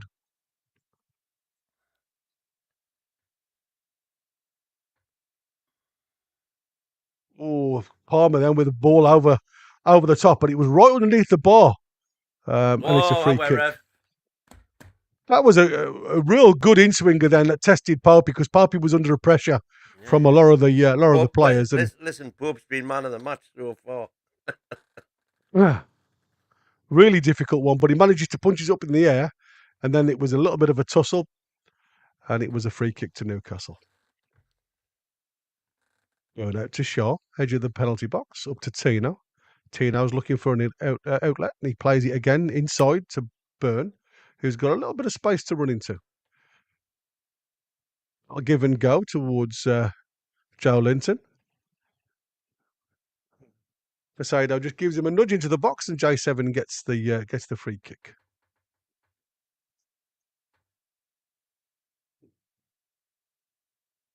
Sorry, I've lost my one stream, which is what I was really reliant on. You've got it on the.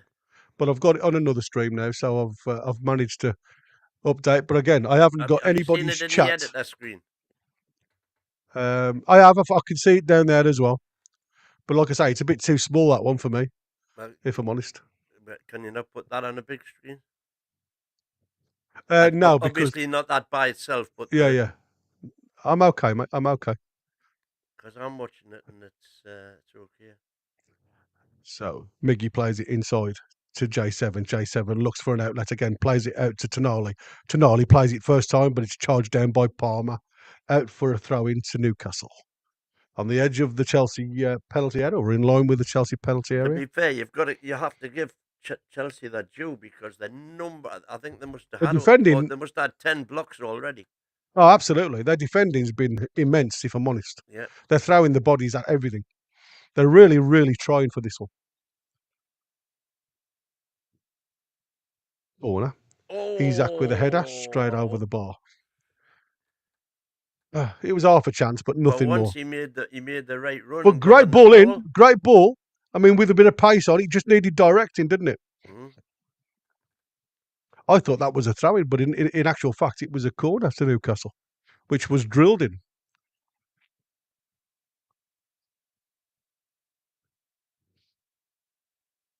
It's just typical, isn't it? You know, we're having again a couple of half opportunities. I wouldn't say clear cut opportunities yet, and everything's being blocked. Everything is being, you know, over the top or wide.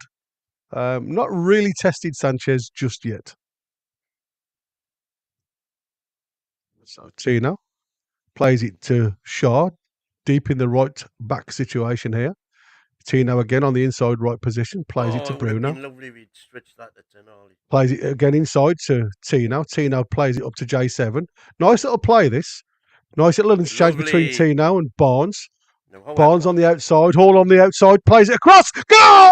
Goal! Get in! Come Isak! on! Isak! Come Great, on! absolutely fantastic little interplay there. Oh, lovely. Absolutely fantastic interplay. All the way back from our right back position, that was. Yeah. They played 1-2s, little triangles from right to left hand channel. The ball then, Hall play, makes a beautiful outside run, drills the ball really hard low, which is what I've been asking for them to do every bloody game. And for once, Bruno's little, it was J7's little turn to the blondies got us mixed up. J7's beautiful. I was going to say for once, Bruno's half turn did the damage, but in fact, great ball from Hall though. To be fair, to pick him out, great assist that is from Hall. Come on, come on! Oh, they're making a VAR of it. Oh Jesus! Oh, he's offside. Here we go. Is he offside there? Oh, he's not. I'm not looking at Isak though. I'm not looking at Isak there. That's Hall. Hall's onside. Isak's offside. Is Isak offside there? No, he's not. He's not offside there. Hey, come on, ref! You can't look at that line. The sun's just directly in the camera line there. Have you seen it? Yeah. There is no way you can see that from there.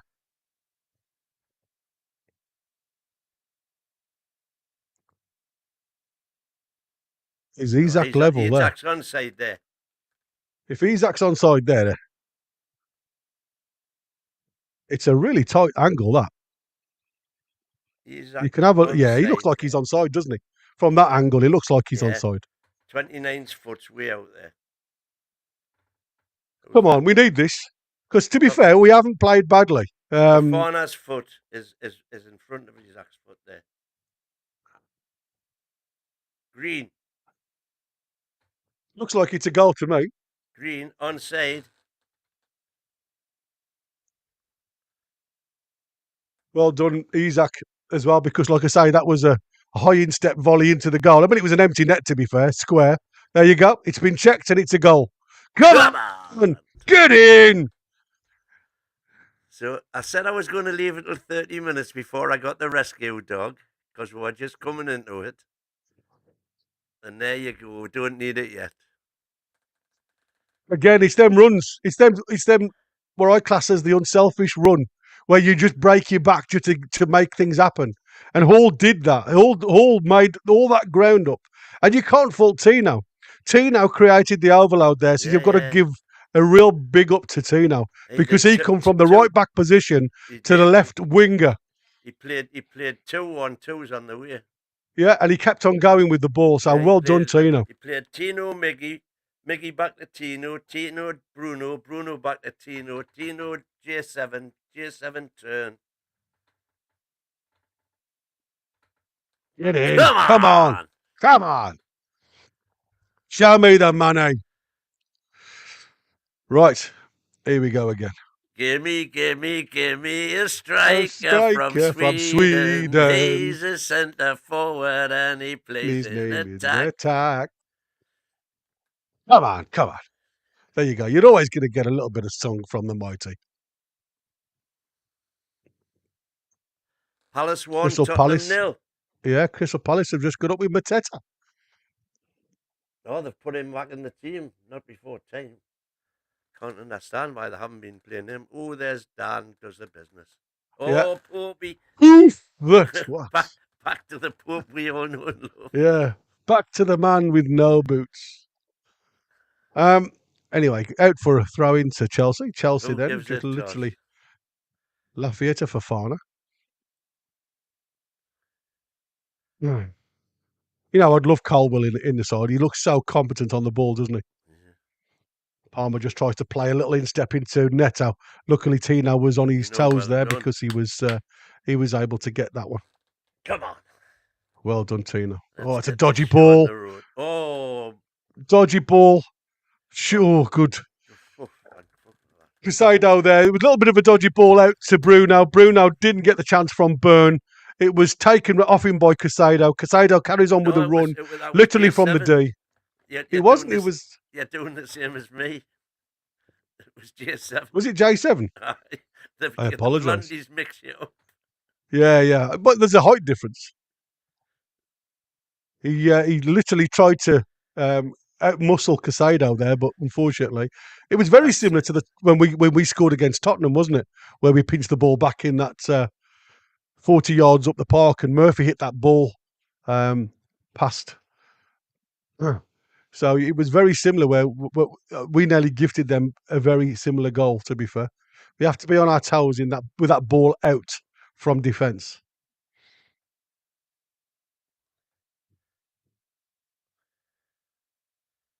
I tell you what, I'm not going to do. I'm going to go and get a dog now to get a goal. Oh, you reckon there's a chance? Yeah. So again, Gusto on the right hand side plays it down to Madueke. Madueke versus Hall. J7 goes to support him.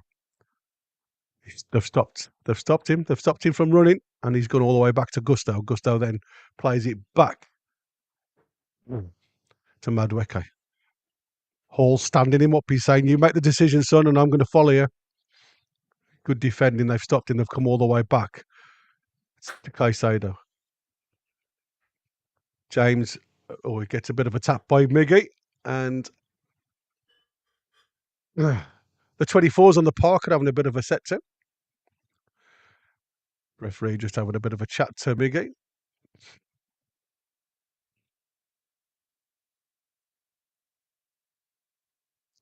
Oh, that's a bit of a sore one, to be fair. Straight down the back of his Achilles tendon. Colwell, Caicedo. Back to Colwell. Colwell plays it inside to Neto. Neto back to Lavia. Lavia in the centre circle now, just inside the Newcastle half. Looking for an outlet. He plays it out to Madueke. Every time they go down that right-hand side They've never against poured Hall. a Guinness before.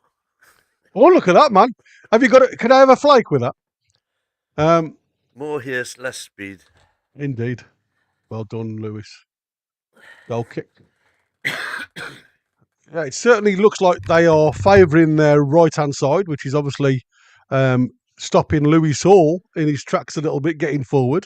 But he's doing a good job. It's not been down his side where he's looked as though he's going to get beaten up very often, to be fair. And, we know what Madueke can do. Byrne plays it along the floor. Again, he goes all the way through to Isak. Isak out to Barnes. Barnes looked again. He's just lost the ball. Just hold on to the ball a little bit too long, doesn't he? Instead of just giving it and going. But again, you'd got Isak going down the line to try and give him that outlet, and the ball never got back to him. James, Lavia, all the way back to Colwell. Good pressing by Bruno. Bruno's really getting for the ball here. Plays out to Palmer. Little touch, just takes Shared out the game. He plays it out to Madueke. Madueke's got a lot of room to run into here. Plays it inside. He jinks to go and shoot it. It's out to Neto. Neto looks to get off onto his left foot. It's charged down and it's blocked, and the ball goes over the box. Yeah. Really good block that is. But again, lovely play. It's that one little touch from Palmer again that takes out 3 players of the black and whites, and it opens up the entire field for us. For them to play into. So, again, running back towards our own goal, it just looks a little bit hasty at the minute. We've certainly got to stop the centre halves going and following Palmer into midfield. We've got to keep our shape, haven't we?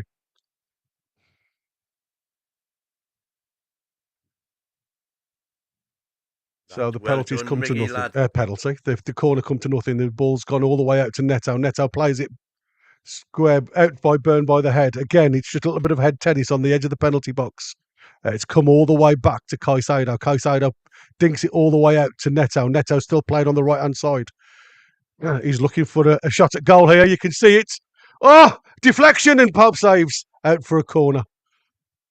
I thought, he was beaten there. It looked like all of a sudden that deflection had just wrong-footed him, and he managed just to get it back onto his toes, and he springs off his toes and just gets a great save, diving to his right-hand side there. That's one thing he's virtually as good as anybody at. Yeah, that was a really good reflex save, that, to be fair. So James into the penalty box. Again, why didn't Pope catch that? He's gone for the punch again. Well, obviously he's cleared. Good punch. Cleared his lines. Caicedo into the box again. Cleared by Tonali. Or half clearance, I should say. Closed down there by Miggy. Pushing them all the way back. Isak. He's really pressing up on there. Neto again looking for an outlet. Nobody's running behind him down that right-hand side, so he plays it all the way back to the centre circle. Gusto out to Palmer. Palmer now is on the left touchline. Plays it inside to Reece James. Gusto tries to play a ball through the middle and it doesn't come off. Great little play there by Isak. And Harvey Barnes has got two on him now. Oh, that's a free kick, referee. Free kick. Well done, Harvey Barnes. That's got to be a free kick, referee, to Harvey Barnes. And now, he's giving it against Harvey Barnes for the tangle of legs. Where the hell has that come from? That's fucking garbage. Long ball over the top again for Madueke to get onto.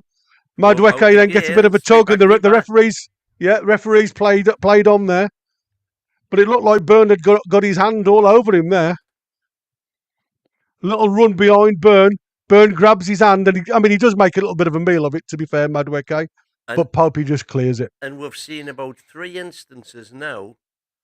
To me, that's a foul, right? It is, yeah, it is a foul. And we've seen 3 instances last week and this week. I just can't quite think what they were. When that's happened in the box. Yeah. And the team hasn't been given a penalty. Yeah.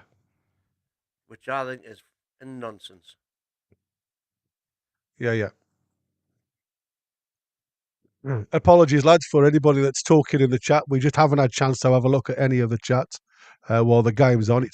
It's a bit frantic, if I'm honest with you. It's end to end, so it's more end of the blue side than it is the black and whites. But you know what? I'm still enjoying it. It's still a good game to watch. Oh, a bit of indecision there by Tino, but he does get away with it. Well done, Tino. Bit of a bad ball inside there, but luckily he's got the free kick. Neto was just holding him back a little bit. Grabbing at his arm, but there was a decision that had to be made by Tino there, running back towards his goalkeeper. Both of them, Popey come to the edge of the corner box of the penalty area, and Tino decided, I'm not going to pass you up too close to you, which was the best decision to do, to be fair. He did really well.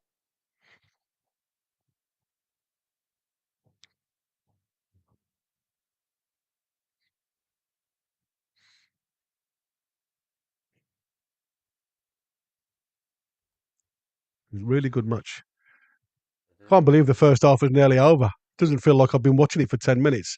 It's just a bad ball, J7, that was to Tonali. Sanchez clears the lines, plays long. Tino gets the head to the ball. Isak in the inside right position, looking for an outlet. Almiron, Miggy, looking up again. You got Tino down the line, son. He plays it inside to Isak. Isak tries to play a little 1-2, but it doesn't come off. Bruno tries a challenge, and he's there again. I thought that was a free kick, and the referee's given us a throw in. Yeah, that's not just a free kick. That's a yellow card. Yellow card, isn't it? It's weird, man. That is so weird. Man, who is this in Bozo? Let's have a look. Well, it just proves, doesn't it? Sometimes you can you do get the run of the mill. Sometimes it's his luck. I think it's what they seen. I mean, Neto did make a meal of it, to be fair. 7 minutes injury time in the first half. So 45 minutes on the scorecard now. It's 1-1. 7 minutes to play. Oh, blooper, J7 Hooper. just gets a tug of Mr. Hooper. J7 gets a tug on the shirt and gets a free kick just inside the Newcastle half. Dan Burn. Shaw. Out to Tino. Tino up the line, looking for Miggy. Miggy plays the first time inside, but again, nowhere near Isaac. He did try and play it in behind the defender, to be fair to him, but Isaac wasn't quite in line with the play. Jackson then controls it. As time to turn, he plays the ball out to Madueke. Hall stands Madueke up. He's on the corner of the penalty area. Gusto overlaps. Gusto dinks the ball to the back post. Oh, Popey just gets a touch to it, which deflects off Tino, and it goes out for a Chelsea corner.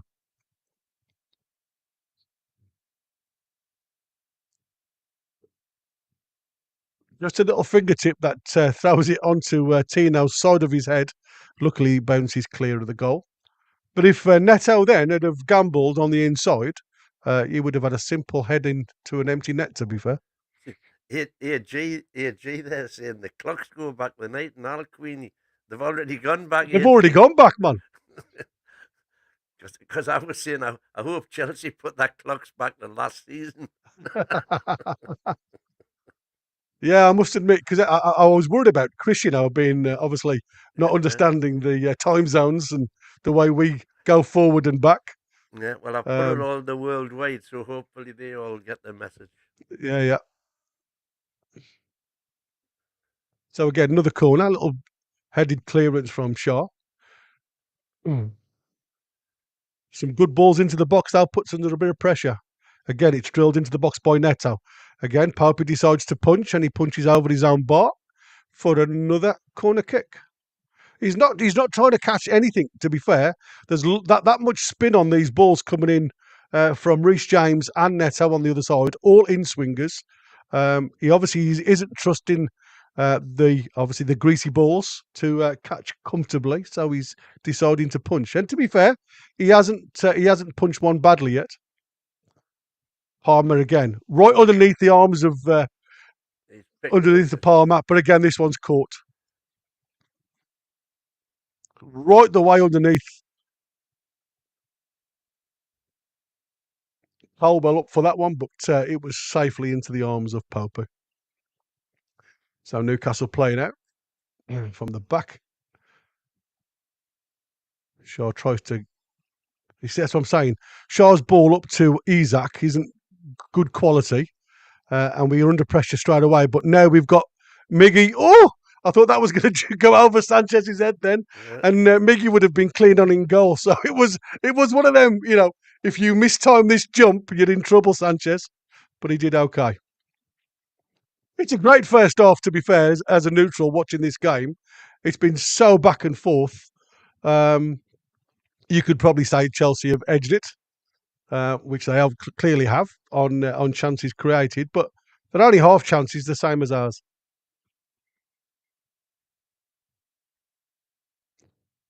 Lewis Hall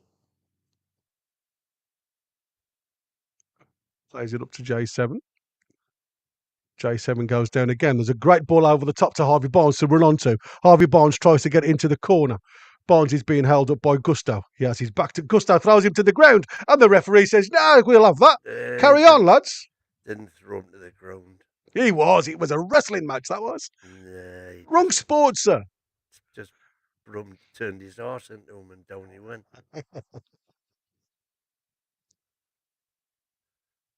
To Sanchez, out to Colwell. Colwell has a little bit of space to run into. Isaac tries to get back and he just gets a tap on the ankle for his troubles there, Isaac. And he's gone down. And it looks like Colwell's going to get a bit of a telling off here because he was a little bit late in the delivery of the ball, which allowed Isaac to come and try and pinch off him. It was literally just a follow through, wasn't it? And it's on the outside of his foot, which is very sore when you get the studs across there. Colwell got. I'm going to say he can't have a free kick for that, surely. So it was just a drop ball. Back with Colwell. Reece James plays it inside. And literally all the runners go as soon as he gets that ball up top. Madueke on the right-hand side. Madueke drops it back to Gusto. Gusto then looks up. He plays it again to Madueke. Madueke dinks it into the box. Headed clear by Shaw. Shaw again looks, and the referee has played offside. Oh, Mm. I thought that must have been the whistle. Again, good attacking moments, but it just didn't lead to anything. And what I've liked from them so far is that link up with Nicholas Jackson. Nicholas Jackson comes deep, and it's just a straight ball from Nicholas Jackson, because we've obviously all got sucked into where his movement is, and then it's opening space up behind us. They've got runners from everywhere. Palmer, Madueke, Neto, everywhere across the park seems to just literally want to run into the space that have been vacated by a black and white shirt. Kicks the ball long. There can't be much longer left now. We're on 51 minutes, so probably the last minute of the first half. Last minute. The ball comes down to J7.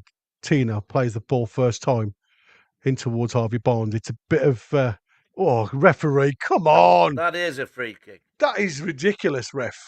That is a yellow card. And that's for Fafana again. I don't think it was for fun. I think it was Gusto. Yeah, it was Gusto. It's Gusto's challenge that pushed Harvey Barnes into Cosado.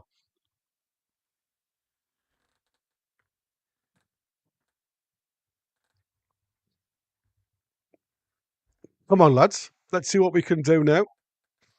Right. And Tenali.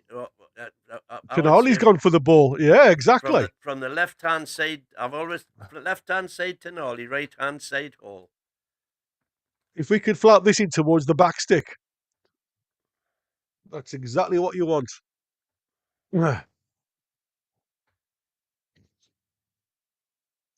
Tenali steps over. Lewis Hall plays an out swinger. Oh, there was a chance for Burn there, but unfortunately he got a little bit underneath it, so he headed the ball in the air, and that's half time.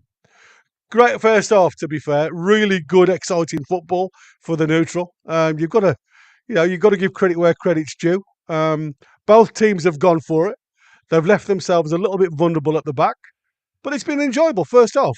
What do you think? It's been a great first half. It was looking decidedly dodgy for the first 5 or 10 minutes when the goal disallowed, and we seemed to be all over the place. But gradually we've come into it. Yeah, absolutely. You can see agendas and all this, but the one weak link in the team today, for me, has been Chris's golden boy. The times he's had the opportunities to do stuff, he hasn't done it.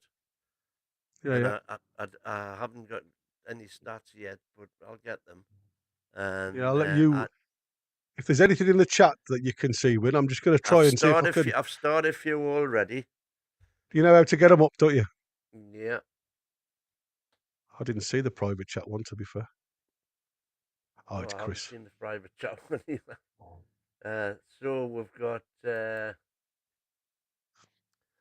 Lee. We've seen such a drop off in the team since Bunce started dishing out his witch's brew.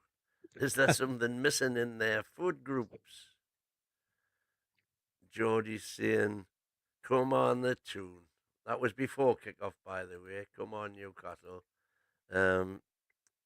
Longstaff never progressed into the box. I've never seen that. Said Bacon. Well, he got 8 goals last season, so yeah, he must have been somewhere near the box. Which is more than Bruno or Tonali have ever got. Joe Linton bar one season. For the countless time, 4-3-3 is dead, but stubbornness from Howe will just keep flogging the dead horse. But it's this fluid 4-3-3, isn't it? It's not a 4-3-3 as standard. It's a fluid 4-3. Unbelievable how disjointed we are. We guess worse every week. Painful to watch. I don't think it's been painful to watch. It's been We certainly we are vulnerable on the attack, yeah, we are. or the counter attack, if I'm honest, because of movement. Now, you know, you can look at that from two aspects. Is that Chelsea playing good, or is it us playing bad? Because at the end of the day, they will have a job to do, and they'll be tasked to do that job in training, and that'll be man marking at certain points. The problem is how far do you go? And I think that's where we become a little naive when you're in that, you know, halfway zone. Is there any point in following your man? No. You might as well just drop off and reshape. Because by you doing that, yes, they may have room to turn, but you know, when they approach you, you can close the ball down. And that's where your midfield needs to work in. I think at this present moment in time, what I've seen from us is not enough. We've got too much momentum going forward from the midfield because our lads have been so wide at Miggy and Harvey Barnes to try and pull their back four. We are working the instep with both J7 and Bruno, if you've noticed, and even Tonali at times. And it's that fluid motion where one of the three will go forward. The problem is when we are using now like the likes of Fabian Shaw or Dan Burns to come in and do that man marking zone, it leaves us a little bit vulnerable on the counter, and that's where we've been troubled. Bruno is saying, how was that not a free kick when Bruno was going through for the goal? Well, because the It was referee a free didn't kick. spot it, pure and Yeah. simple. And because it wasn't a penalty, because it was outside the area, that was the only thing that VAR could look at, was the foul inside or outside. If it was outside the area, it wasn't a penalty possibility, so VAR can't look at it. Yeah, it's crazy. Like as I said, I mean, when you look at it for what it is, you know, there was it looked Wow, very. I do not agree with this at all. I think GS7's been one of our best performers first half. GS7 has turned into Longstaff. Weak. Can't read a pass. He is garbage. I don't know what game you're watching. Don't know what game you're watching.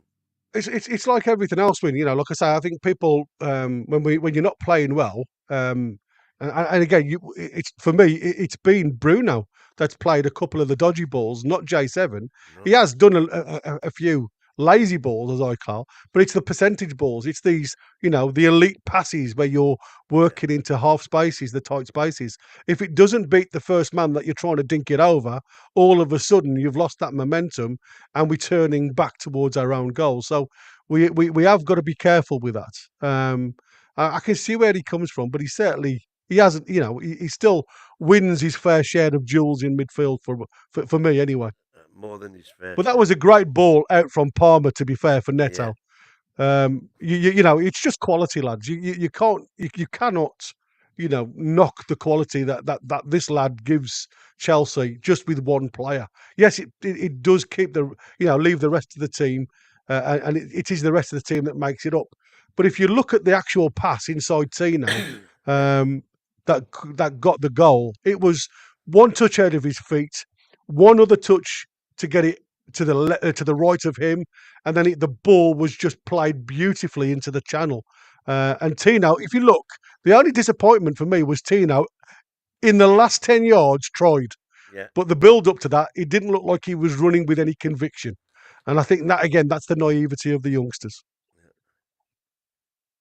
But this is our build up. What a lovely turn by GS7 there. Fabulous. It was. The whole build up was superb. From right back position when they played it out, didn't rush. We didn't look in any trouble. They didn't press as hard as they could do, Chelsea. They allowed us to play out. Tino. Really, really good play. And I'm glad that Hull got the assist, to be fair, for his run. Yeah. Excellent goal. Excellent goal.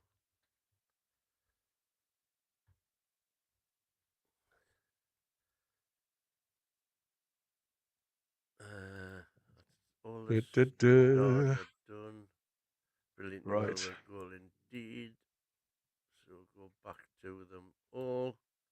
What are the latest ones that are coming in at half time?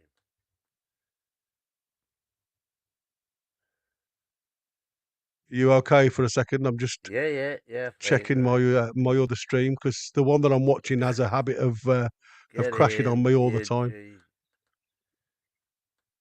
So I Queenie, just want to Queenie back it up saying, with. hope we're both well. Both hunky dory now, thank you. Not so good after whatever it was, 20 minutes, but came through. Hit the legs this in, yeah, quite right too. Happy match day, everybody. Let's Happy hope it's a match very happy day. day after match too. Yep. Well, Yeah. as long as we continue. I mean, that's the thing, isn't it? We've just got to continue with doing what we've been doing, and again, we've got to be tighter at the back for the one outlets that they seem to have, um, and we've got to be careful not to go too deep following Jackson and Palmer, because them are the two that have caused us troubles the Yeah. first half. And Bruno's magic hat is hitting the nail right on the head. Their bench is stronger than our first team. Yeah. Gordon Grinder shoe.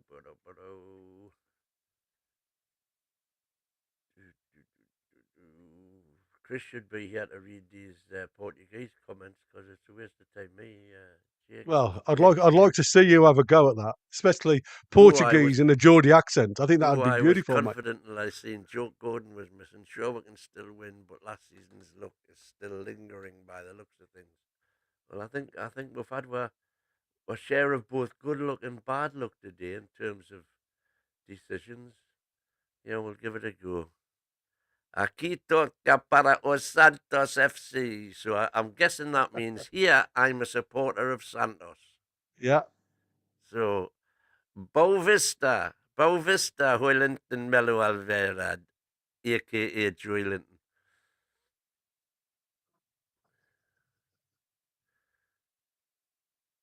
excellent. What's this? Oh, sim. Juega muito. Mi casa chara. Cacaca. No idea what it is, but it's Joy Linton plays good, I think. Right. What we got here? Infamous. Morning, lads from the States. Let's wait and see if Palmer and Jackson have lint in their teeth, like Harlan did. Do you know what he's referring to there? You've got me confused there, Infamous.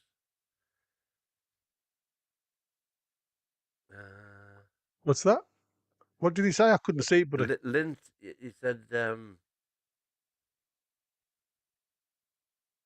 "Let's wait and see if Palmer and Jackson have lint in their teeth, like Harlan did." You'll need to explain that one. no We've idea. seen such a drop off in. Oh, I've already done that one. Oh God, these are ancient, man. Yeah, there are a few. Probably a few of them that just Where's the new ones? haven't been in the stream at all for a long time. Still not And like, creating much. The goal was great, but the final ball is still shocking. I'm inclined to go along with you there. yeah, there's been like I said, it's the percentage balls. If they can stop giving those percentage balls away a little bit less, and again, we often say it's the glory ball that wins the day, and yeah, when they come off, they look great. But when you think of percentage, it's 70-30, isn't it? When you look at it, that don't come off. And like I say, you've got to be tight at the back for them 70 that you're giving away, and we just look so vulnerable.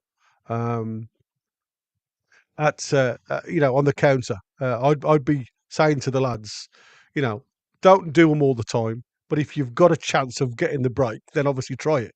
But I think we try and do too much in midfield from that deep line midfielder when we're trying to play into the half spaces, into the 10 areas, behind their two deep line midfielders and in front of their defenders. And there's just too much traffic for it to get cut out. So I would rather just not bother. FIFA Vendetta, when we go forward, we need to either get the ball in the box like they did for their goal, or get a shot in. Well, a lot of the shots have been blocked, haven't they? Far too often our attack fizzles out with nothing happening. Chelsea actually create. Well, as we said early doors, not early doors, when the game had been going on for a while, their defending, their blocking's been magnificent. Now you look at their two wingers. I mean, both have got pace. Neto and Madueke. Both have got pace. So again, it limits you, trying to get your lads forward, and I think that's one of the biggest problems. And then Our polylingual Biavacan has said, I read and replied to all the Portuguese comments. That's what we've got you as a mod for, Bia. I love it. Absolutely love it. Obrigado.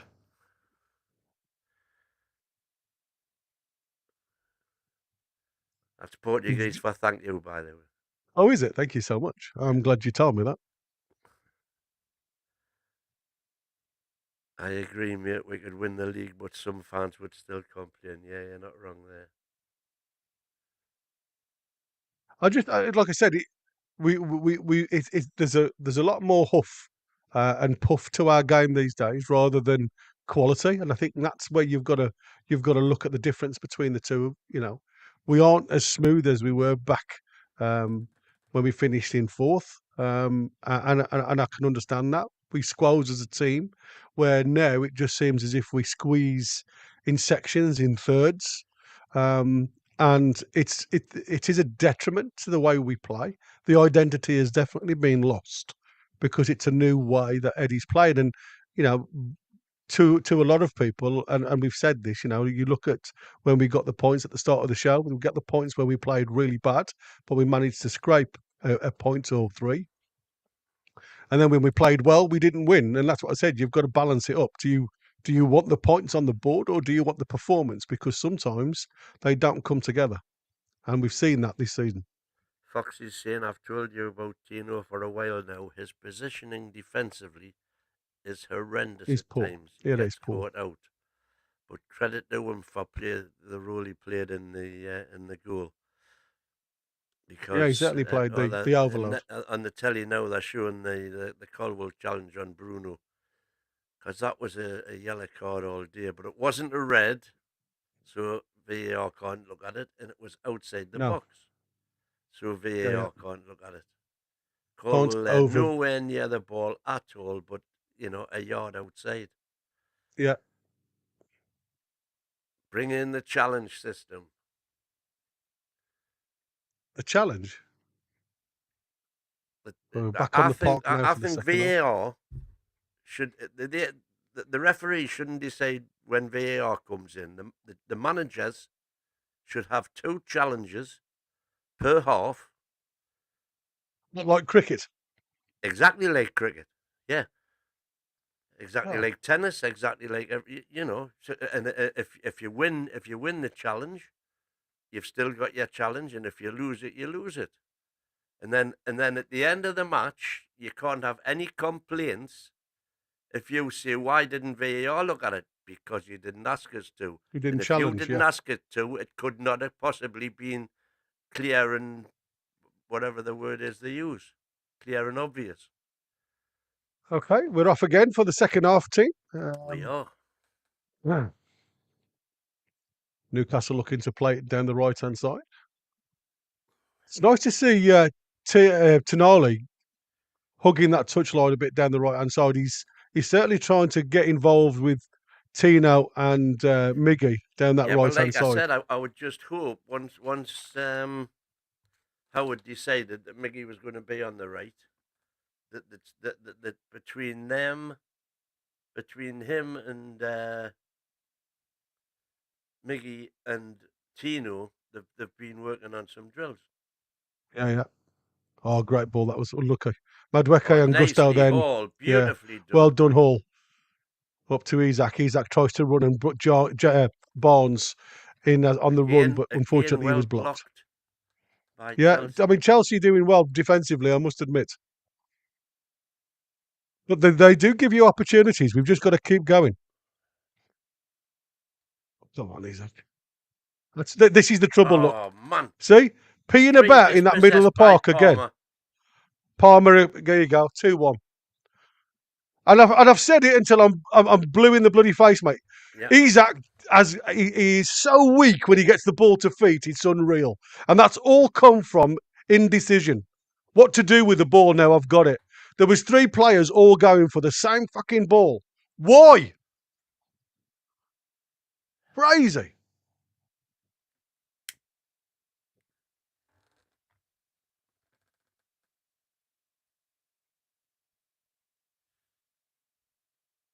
So I used to play two bloody. But look at that for a left-footed finish, man, from By the Palmer. way, you've got to put some. Get away from the mic when I can't hear you, mate. Yeah, you've got to put some of this blame on Pope as well. I think. Yeah, and he's got beat by the near You post. shouldn't be getting beat at your near post from there. It is one of them, isn't it? When you look at it, you start thinking, you should not be getting beat at your near post there. To be honest, I wasn't that worried when I saw him running where he was running. Well, no, he was wide of the goal, wasn't he? But again, he's got confidence to have a go with both feet. Left foot. What a good finish with his left foot. But anyway, let's go again. Let's go again. But again, it's come from our own, indecisiveness from midfield.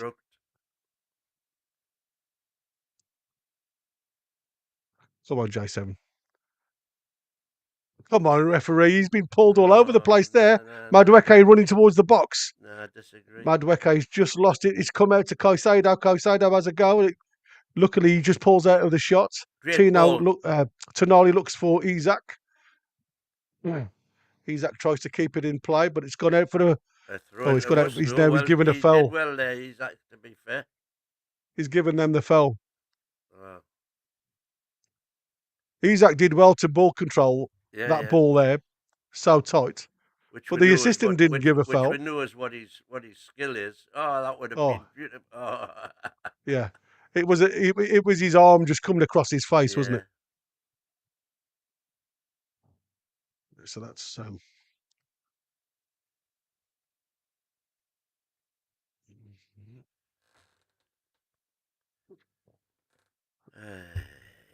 and back to the drawing board.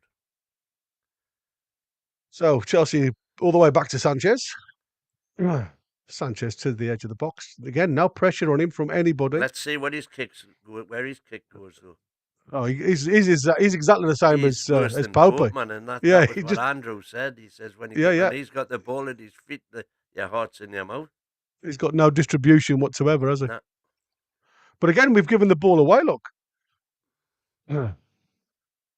Madueke takes on Hall this time and beats him.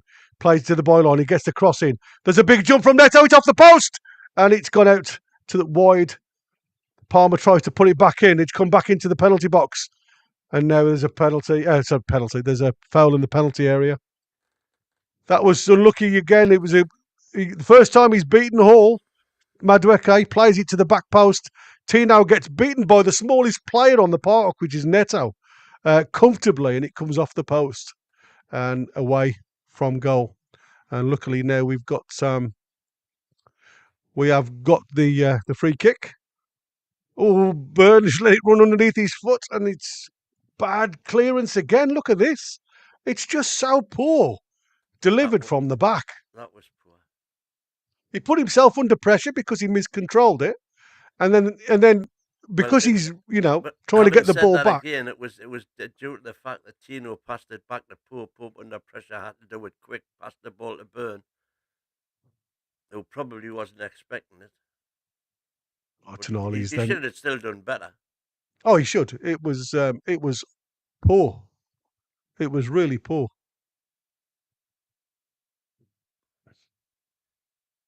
Didn't expect Palpi to beat in the near post, though, to be fair. Very surprised. Oh, good charge down by Isak. But luckily, Reece James just recovers well to play it back to Sanchez. It's back with Sanchez's feet, though. Yeah. And again, he kicks it out for a throw into Newcastle. Yeah, he's not the best in the world, as we've seen before. Go on. Oh, there was no need for that. Burn out to Shaw. Just inside the Newcastle half. Plays it along the ground again. Again, half percentage ball. Now we're on the break. It's 3-on-4. Jackson plays it out to Madueke. Madueke takes it onto his left foot. He tries a shot. It does nutmeg the player, but it goes straight into Pope's hands. Did the nutmeg, took the pace off the ball coming off his ankle.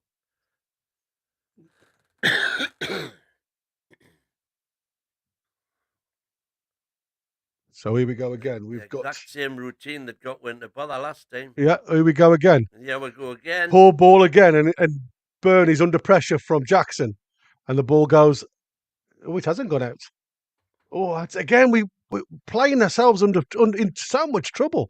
Ball comes out to J7, who plays a stupid ball to Byrne, who didn't want it, and the ball now is picked up. Luckily, we're all back behind the ball, but causing ourselves so much trouble at the back. Yep. Neto on the far side, looking for some support, plays it back to Reece James. Reece James all the way back to Colwell in the centre circle now. Just taking the sting out of the game, Chelsea, looking for that little ball over the top. Gusto in a little bit of space this time. Gusto with the shots. Lucky the defender just hasn't got the shooting boots on, and it goes well over the bar. I thought that had taken a deflection. But we are losing it. We are losing it again, and it's from our own making. And it's a shame to say, you know, all the hard work self-inflicted has just been undone because of some stupid decisions. Yeah, look, see, yeah. We're too deep in midfield when we look for the midfield. So the 50-50 ball is being picked up by Caicedo or Lavia. Oh, well done. Neto is just literally steamed Tino, but Tino gets back really well to get a foot in. Well done. Good battle that is between them two. And there's a free kick on the edge of the box by Palmer.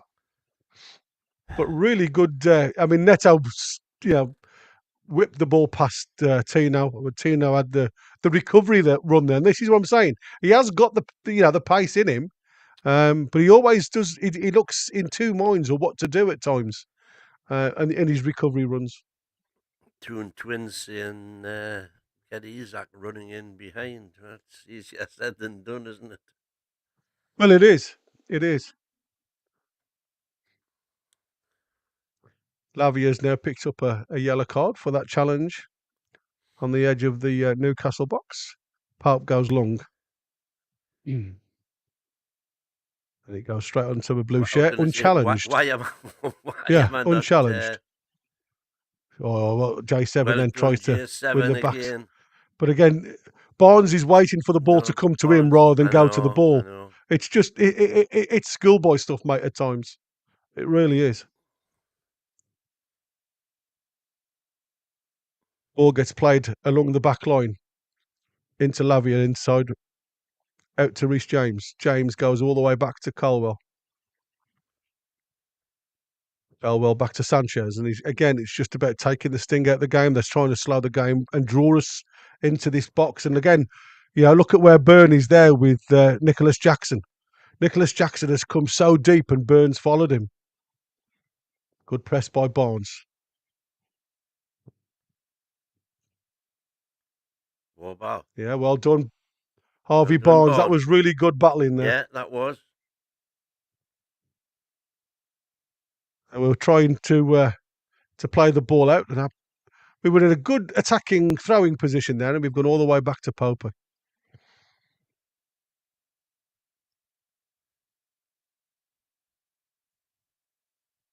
And again, we've gone along the back line to Hall. Hall up to J7, who's the outlet along the line. Oh, first touch was read quite well by Lavia there. Yeah. Madueke's got a lot of space to run into now because Hall had committed himself forward. Madueke is looking for another runner.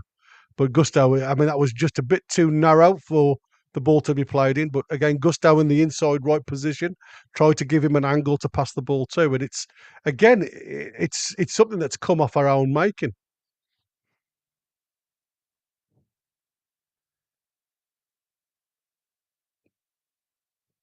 So game has started again. Out to Shaw on the right back position. He plays the ball up the wing to Tonali. Tonali one touch, try to keep it in. He loses the ball again. But into Caicedo. Caicedo plays the ball up to Madueke. Madueke turns. He looks at some support. You got Nicholas Jackson on the inside of him, trying to find him, but well done, J7 for battling. Barnes back to Byrne. Byrne's looking for an outlet. J7 into Bruno again looking for an outlet. Barnes plays it all the way back to J7, who's really deep now as a deepest midfielder. There's a ball out to Tino, but unfortunately wasn't there. Tonali plays it on the inside. Bad ball, but it's managed to come out to Barnes. Barnes plays it along the line to Isak. Back inside to Barnes. Barnes looking, tries to play Isak on the inside left position. A little dink in the back post, and it's just headed clear off the line. And it's picked up again, and a little bit of pressure from Newcastle. Come from nothing. Isak's running into the box, tries to get it onto his right foot, but he's miscontrolled it, and then he's fouled the play. Reece James on the line there. Nobody really attacking Reece James. Nobody coming on that run from the back post, if I'm honest, which is a shame. Great ball inside. Little dink from Isak to the back post, and Miggy on his heels. Didn't read the ball or where to be. And Reece James had a free header from literally 2 yards out. The only thing I would say about that again is, but when Barnes got the ball, instead of playing that little ding, that's exactly where he's great at shooting. Yeah, absolutely. I was saying, go on, shoot. Have a go. Have a go. Yeah. He played a good ball to Isak, and Oh, he did. He played a lovely inside ball. We created the chance, but I would rather have seen a shot. Is that confidence, do you think? Possible. Yeah, it's possible. But I mean, like I say, it was a good run from Isak as well to get in behind. We got the opening from it. We just didn't have anybody in the back post attacking it. You know, if somebody with half a challenge there would have attacked that ball, it was a half chance. Yeah, I've just been looking there, that little interchange on their left back position with Miggy. And Miggy just seems to have lost his energy a bit. It's a good cross. He would have been. Yeah, really interesting build-up from Chelsea there. The ball again plays out to Neto. Neto's got a little bit of quality, and he's really trying and testing Tino. He got himself half a yard and whips the ball into the box, but unfortunately, Gusto gets his header over the bar. But it comes off his shoulder, to be fair. And then again, Bruno does all the right stuff, passes the ball, and then we lose the 50-50. But again, you look at how far their right back's going upfield. I mean, he's their highest player at times. Luckily, Palmer missed controls for once with the ball over the top, which had beaten all our players, to be fair. Then Tino gives it away. We've got Madweke on the corner of the penalty box. A lot of black and white shirts behind, all at walking pace at the minute. The ball's being played in front of them, 30 yards out. Out to Neto again. Neto plays inside to Palmer. Palmer then turns, looking for another runner. Reece Jones tries to run. He takes a couple of players with him and opens up the space then behind for Neto. Neto inside to Lavia. Good play. Yeah.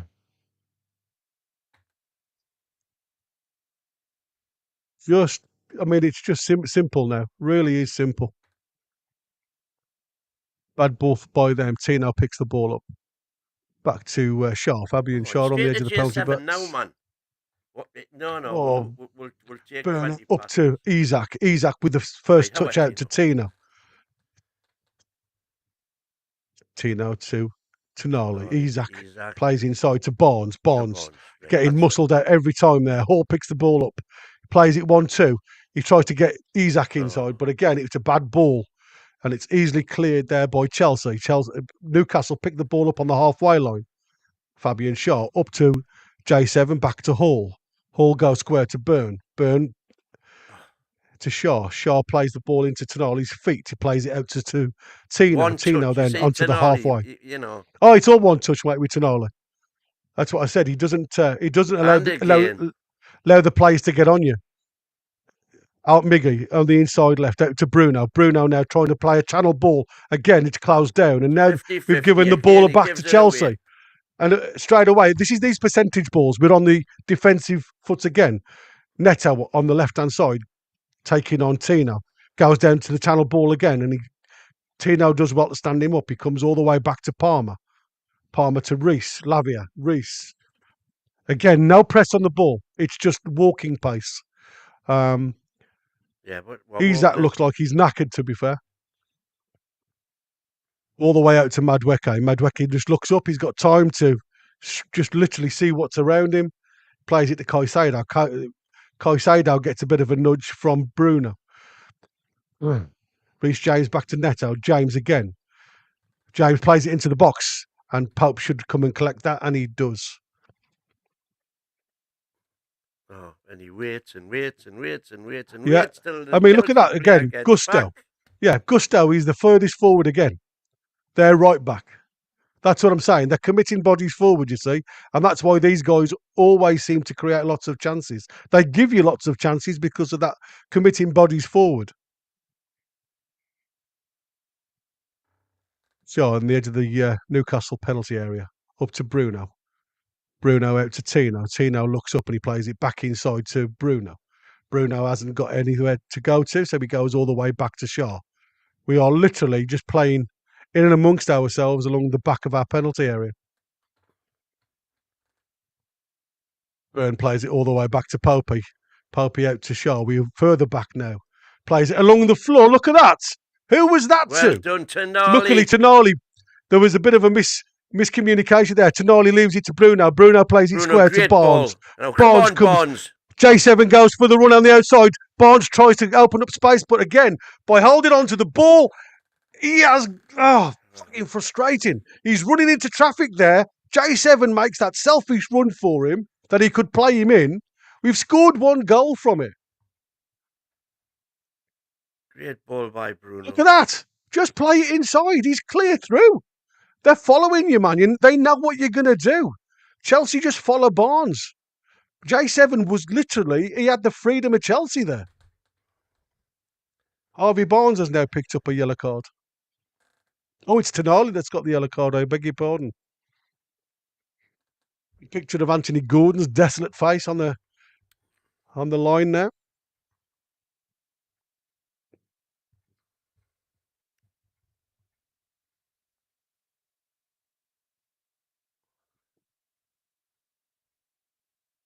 Wobble.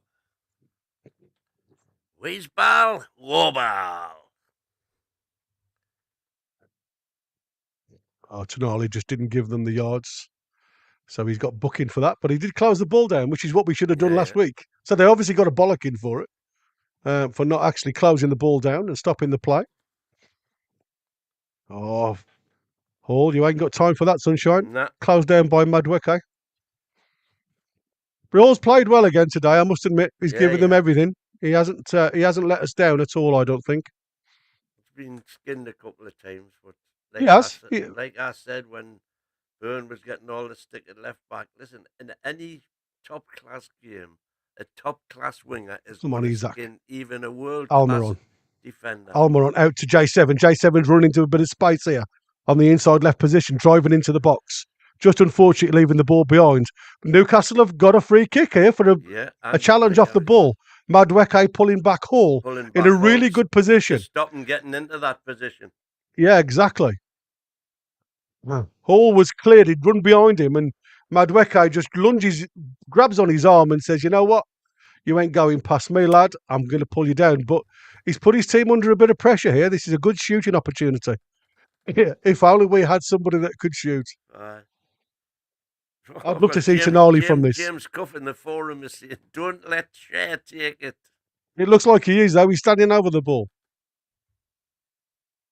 There's four of them all having a chat here. They've got Tonali, Shaw, Hall, and Isaac's even having a chat about this one. So that's going to be interesting to see.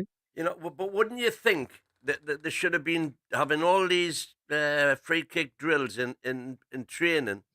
So if they get a free kick in whatever position, they know what they're going to play when they get a one. Yeah.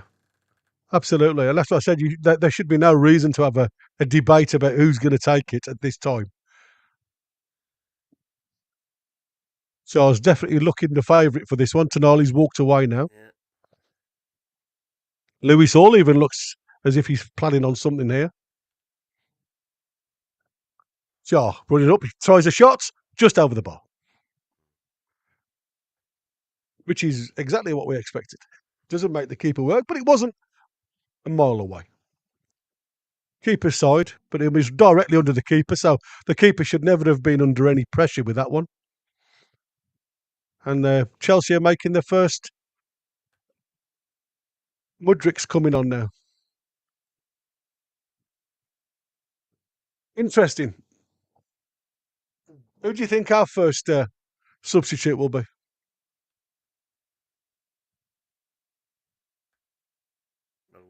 Joe Willock's coming on for Harvey Barnes. He would definitely be me go off guy. And Miggy's going off as well. So Miggy's going off. Obviously coming on as well.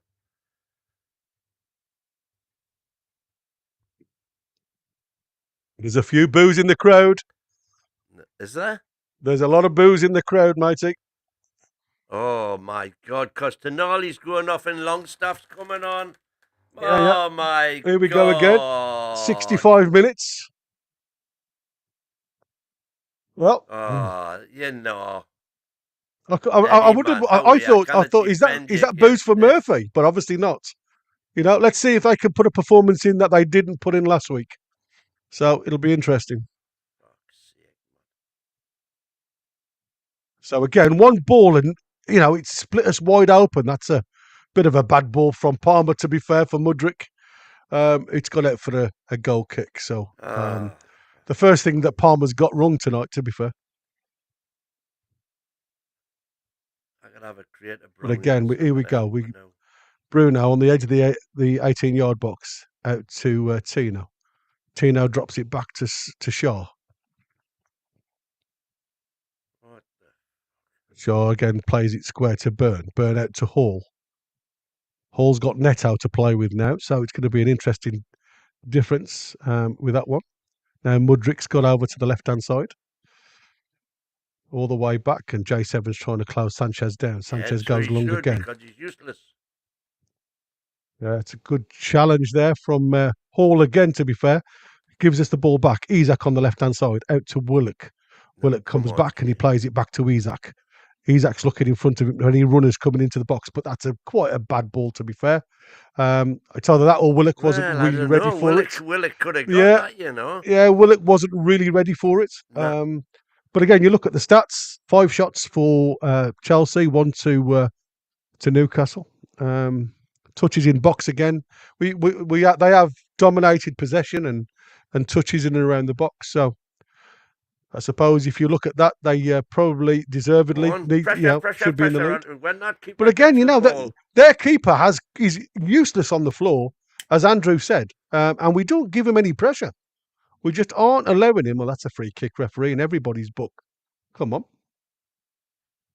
So coming up to the 70th minute, we are 2-1 behind. So Enzo looks like he's coming on. I mean, going out to Joe Linton, out to Willock. Willock on the left-hand side, plays it to the back of the box. And it's blocked on the line. Oh! So Reece James just gets his body in line there, and he just clears the ball that was heading into the bottom corner. I don't think he knew much of it, to be fair. But again, down this left-hand side, we've got loads of space. And it was a lovely ball from J7 to Willock. Again, this time he gets to it. Isak was clear from 7 yards, headers down, and he unfortunately lands on Reece James's foot. So would that have beaten the keeper? Was there enough meat on the ball? No. Not sure. But, it was on target. He didn't get his head on it, did he? Yeah, he didn't get the purchase that he wanted. I agree with you. Murphy on the right-hand side now, running into space. Tonali, he's off, obviously, and we're looking at Tino now making that overlap. Haven't seen him do that much this game, to be fair. He has been concentrating more on defending than attacking. Out to J7, who seems to be hugging this left wing now. Barnes gone off.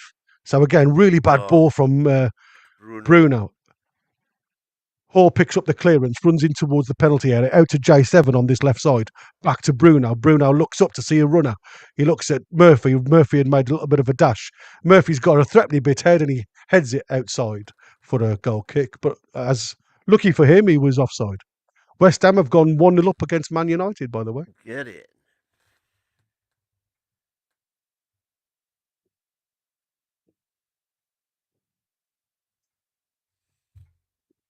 Yeah, V for Vendetta. Italian international, brilliant for Italy, amazing for AC Milan. Can't finish a game under Eddie because Longshot is his favourite. Good and dusted. It is crazy, isn't it? How this lad can run the entire game for Italy, but can't do it for us. Enzo's now coming on. Didn't quite see who went off. Was it Lavia? I didn't notice Barry, to be honest. I'll have a look. Again, ball kicked out from Sanchez, directly out for a throw into Newcastle. Hall's looking for an outlet here, and again, going backwards to Burn. My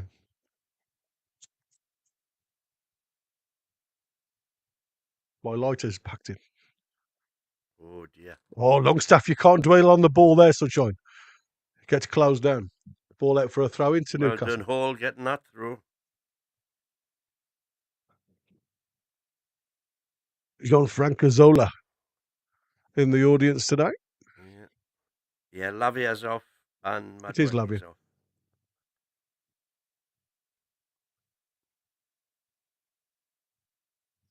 So back to Sanchez. Sanchez plays it inside. And again, one ball, and they've got a break on. But luckily, Bruno had read that great tackle. Now we've got J7 on the run. Willock's gone onto the left-hand position. And J7's inside. Just again, it's a bad ball. You've got Bruno running down into the channel for you, which took a player. And it was just a really awful ball inside to J7 to run onto. Again, Chelsea with the ball. Enzo. James looking now to see if Mudryk can have a run. Palmer runs into the space in front of him, but they come back. Casado looks up and he tries to see if anybody's coming behind him. Colwell out to Neto. Again, Chelsea are just slowing the game completely down now.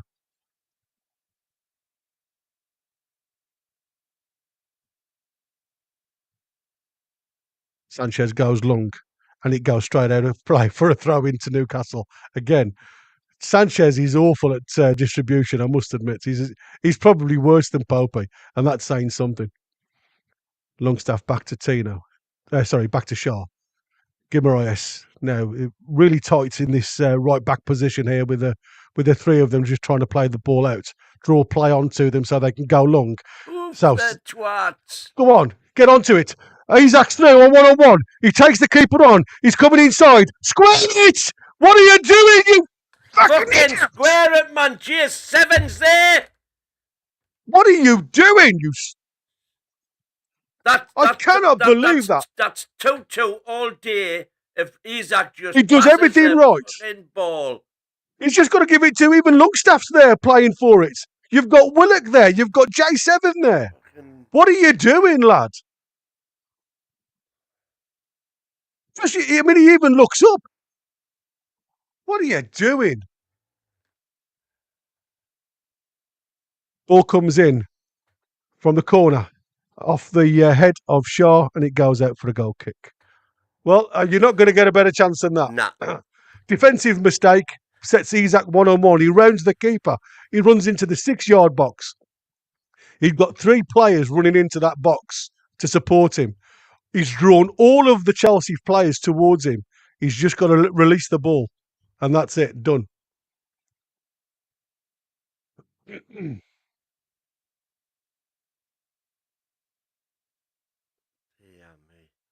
Fafana misjudges it. And like I said, that's the body language for you. That was an answer to Beer. That was Longstaff running into the box. And Isaac should have passed the ball. He was a better ball, actually, when I didn't realise he'd made up quite as much ground. I thought J7 was the ball, but... Robbie sucker punched them. They'd drawn them on, playing in this right back, and then it was Shaw's really lovely ball over the top. Fafana's mistake with trying to get the header ball back to his keeper, and Isaac run onto it. Did everything great until the final decision, and he decides then to take on the world and loses the ball. Oh, Bruno again, man. Go on, Longstaff. Longstaff done it now. Inside right. Oh, that's a terrible ball, Lungy. That is a bad ball. He tried to play Tino. But he gets he tried to play Murphy. But he gets the tackle and he's won it back. Murphy on the outside. comes inside. He's looking for a release. He plays the ball into the box.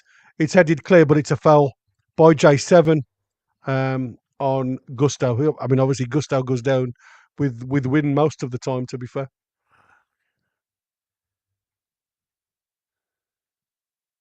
Looks like Unkuku's coming on. Oh, Kukureka. There's somebody else coming on. I'm gonna The X is coming on. I'm getting the top up. Rescue dog required. That is crazy. I must admit, I've seen some things at Newcastle, and I've seen some selfish play. But when you're 2-1 down and you are looking for an equaliser just to get on level terms, just say you're in the game, and you do something like that, I'm sorry, lads. I just cannot. I just don't understand that. I really don't. No. So they're making some changes now. To obviously we've got in behind them a couple of times. This is the last one, so it better work. It's been Richard. Thank you ever so much, mate, for your comments. I much appreciated, buddy. And you're right. It's been a struggle to pick a man of the match on our side. The dog's come out for the mighty. Hopefully, there's going to come a reward from that. So from the free kick, Sanchez puts the ball down and is in around. He's just looking to again delay the taking of the kick. He goes long, and it goes all the way down to Shaw, who plays the ball to Longstaff. Longstaff plays it to Byrne. Byrne again out to Shaw. Shaw plays a diagonal ball out, but again, it's just too straight, and it goes. Oh, I say you're delaying the chance there, and J7 nearly picked your pockets, my son. Again, we've Tino again plays a silly ball into, and we've lost the ball in midfield again.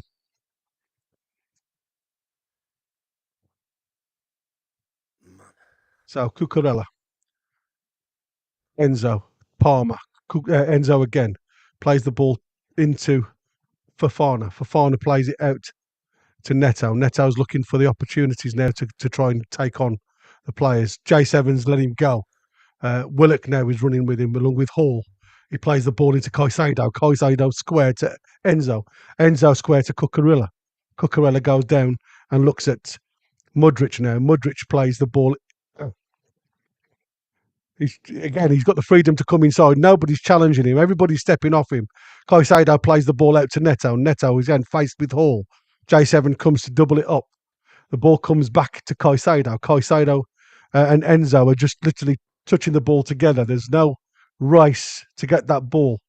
Reece James now as a right back plays the ball in to Enzo. Reece James.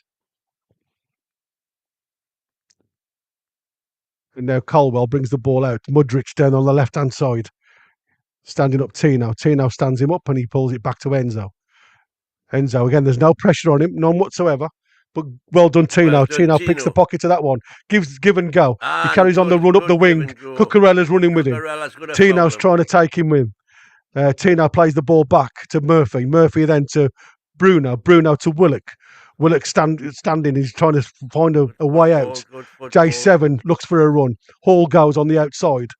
J7 goes into the box now. Plays it back to Willock. Willock's looking for a runner. Brings it back to Bruno. Bruno gives it to Hall. Hall's looking up and saying, "Come on, lads, make a run for me, for God's sake." Bruno plays inside. He runs and runs and runs, and again, he's just pointing for an outlet. Gives it to Murphy. Murphy's seen Tino on the outside. Tino's looking for Lungi inside. Lungi says, "No, give it back to Murphy." Murphy fires a ball back in, and it's to nobody, really. The ball falls back to Bruno. Bruno gets a tap on the back of the legs by Colwell. Colwell's chasing everything down there. Murphy and Tino have played it together, but again, bad ball deflects into a blue shirt. Now there's a chance for them to run into space. Palmer goes down on the left-hand side, looks in for his Cuckoo, and Cuckoo now looks at Palmer. Mudryk's got loads of space, and his shot is saved by Pope. But the space that he had there from 8 yards was ridiculous. And as Bia Viking will be quick to point out, that all happened through Murphy giving the ball away needlessly, really. Well, again, you're trying to thread a needle, aren't you? In a really tight situation. Instead of playing the percentages again, you try and play the perfect ball. And it was a deflection that unfortunately deflected directly into their path.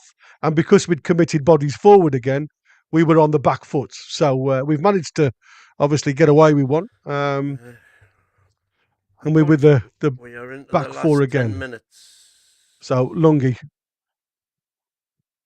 Oh, gee, there was a bit of a tackle on Enzo there. And Two tackles there. the Argentinian versus the Brazilian. And we've got the free kick.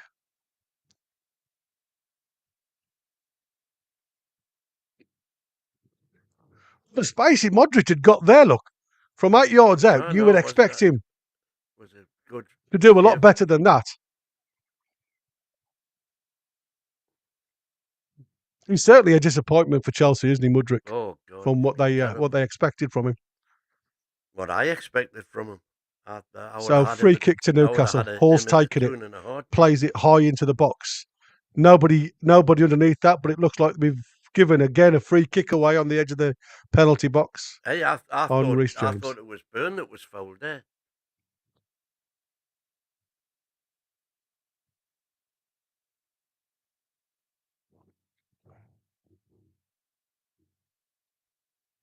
If somebody goes down injured now, because Chelsea have used their 3 windows to bring on the subs, even though they've got another one to come on, they can't use them. Correct. So it'll be interesting to see, what's on the field now has to stay on the field for Chelsea. Yeah, keepers now because of the delaying, and it's been delayed the entire second half, to be fair. So Sanchez gets a yellow card for the delaying of the game. That's something I think the referees need to get, harsher on. Again, Sanchez's long ball out to Palmer goes out for the throw into Newcastle. It's nice to know Pope's got somebody as bad, to be fair, if not worse. Pope out to Burn. Burn tries to dink a ball up over the top towards J7, who's challenged by Reece James. Throw in again to Newcastle, just inside the Newcastle half. It's back to Burn. Burn goes back to Pope, being pressurised by Nkunku. Back towards Burn. Burn looks up and he plays the ball to Bruno. Bruno to Hall. Hall inside for Longstaff. Longstaff to Murphy. Murphy then gets challenged really harsh, and then Tino does well, to keep the ball into play. Shaw. Oh, excuse me. A gassy beer. Is it a good ball? Yeah, good diagonal ball, but again, Reece James headers it out. J7 wants the ball to feet. He gets it to feet from Hall for throwing. The ball comes out towards Hall. Again, percentage ball. Willett goes for the run. You've got another one central, and the ball splits between the two of them. And it goes straight to Fofana. And then because of that, you commit a foul. 85 minutes gone, 2-1 to Chelsea. Oh my days! Sometimes it's this what really drives me insane when you get lads that have had 7 days to train and play sessions, and it's all session training, and you get something like that where they're just not on the same wavelength. Ball goes wide down the right hand side. Willock tries to turn the player. He gets beaten. Neto, unfortunately, couldn't keep hold of the ball in front of him, and Hall manages to toe ball the pass back down to Popey. Popey then lays it out to Shaw. Shaw's looking for an outlet, gives it to Murphy. Murphy to Bruno. Bruno looks at the ball over the top. Tino's run onto this. Tino versus Colwell. Tino stands him up. He's looking for support, guys. There's nobody with him. He plays the ball back. Bruno again is challenged by Enzo. He plays the ball all the way back to the halfway line. Hall picks his head up and he tries to ping a ball. What the friggin' hell was that, Isaac? Who was that to, for God's sake? Isaac tries to play a ball deep into the left-hand corner, and it's nowhere near a player. He's just not playing with any confidence whatsoever at the minute. So I just don't understand it.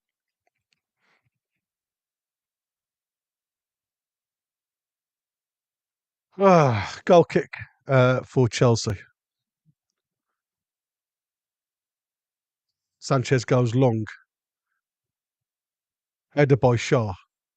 Longstaff picks the ball up. He's taken it to Bruno. Bruno gives it to Tino. Tino passes it inside to Shaw. Shaw to Bruno. Bruno gets robbed on the edge of the penalty area. Nkunku gets a shot on goal. He's still got the ball. No, he takes his time on that one. But again, we are waiting for the ball to drop rather than challenging. Pope didn't want to come for it, but luckily the deflection. Pure Bruno again there. Just trying too much. He's just trying to do too much. Badly. He expects to get a free kick every time. Yeah. Neto gets a yellow card there for the challenge on Bruno. On Bruno yet again, I know, but you're not going to get it every time. No, it's crazy. Absolutely crazy. Well, we've said, from day one, this is a ground that we very rarely get anything from. But when you give them the opportunities like we've given them, you don't really deserve anything from the game. We certainly haven't looked tight at all at the back every time we've been turned. Long ball from Hall into the box. Burns gets his head to it. Challenged by Longstaff. Longstaff then tries to get a corner out of it, and it's a goal kick. To Chelsea. Well, West Ham have gone 2-1 up. Hello. Kelly and Asula coming on. Hey, cool. So he's given Asula 2 minutes. 2 minutes, yeah, exactly. Come on, be a hero, son. And J7 has been hobbling for a while, to be fair.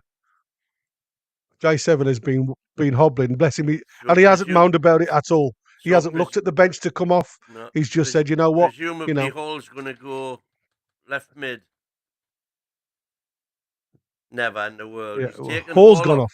Yeah, Hall's gone off. Which again, I don't know why. This is just fucking crazy, man. You see, for me, the person who needed to come off there is Dan Burn. They're straight through again. Look at this. Nkunku straight through. Oh, he's going to say he wants a penalty for that, but obviously Oh, you're joking, referee. No way. Referee points to the bot. And again, it's a crazy decision because you're giving the referee a chance to make that decision. Longstaff gets a yellow card. Well, fuck off. You'll be looking at it, obviously. Header, flick on from Palmer. Nkunku's cleared on goal. Burn just literally gets onto his shoulder, but it doesn't look like there was any contact with the shirt. Just looks like he's just put his hand on his shoulder. And he's fell to the ground because of his losing his footing. It's got nothing to do with the challenge. He's just threw himself to the ground. That is soft. That really is soft. We've seen him. Well, we've seen a million of them not given this season, as I said early on. I'll tell you something now. That should be sent back to the screen. He should go back and have a look to the screen. There is no pull on his shirt there.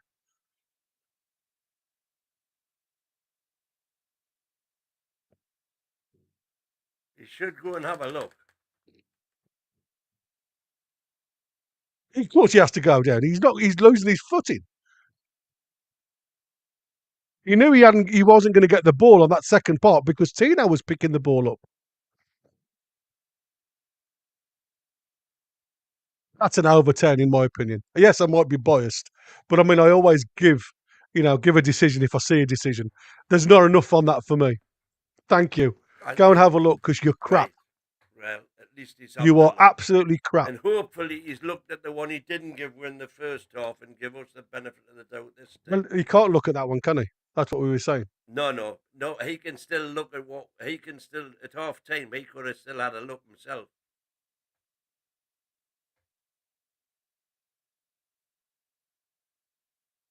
Well, it's whether he wants to make himself look the hero now in front of the Chelsea lot, isn't it?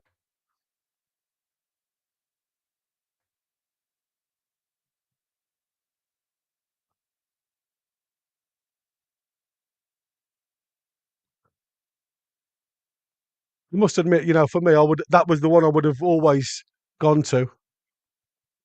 Hey, there you go. No penalty. Well done. give yourself a shake of the head, matey, because that was just a literally home advantage decision. That was. It's like being at fucking Old Trafford. Disgusting. Well done, that, because it takes some balls to overturn your decision. And you're right, James. VAR actually did its job. You back to the have a look at it. But again, that's the whole idea of VAR, isn't it? For clear and decisive mistakes.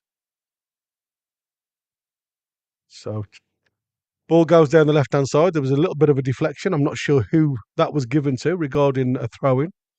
Longstaff gets a yellow card during his argument with the referee regarding the penalty decision. I don't know why he got involved, to be fair. So, up to Nkunku, bit of a challenge with Kelly. Kelly's been deemed as fouling because he was tugging on the shirt of Nkunku. West Ham 2, Man U 1. Yeah, Yared Bowen with a penalty. Yeah. Penalty on 92. Get it.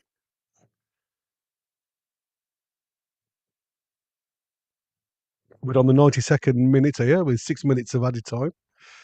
Well, 3 more to go, to be fair. Oh, don't get yourself in trouble there, Bruno. Play it outside of the box, up towards. Oh, Isaac just mistimed the bloody bounce of the ball and all sorts. No, it's Asula. Just, oh, is that Asula? Oh, that was Isaac. Apologies. Yeah, Asula. Yeah, totally missed. Oh, that's terrible, Bruno. Oh, Bruno lost the ball. Man, Jesus. He's lucky. Again. He's lucky. You know what? He's so lucky. Because he looked like he'd robbed the ball then, Nkunku.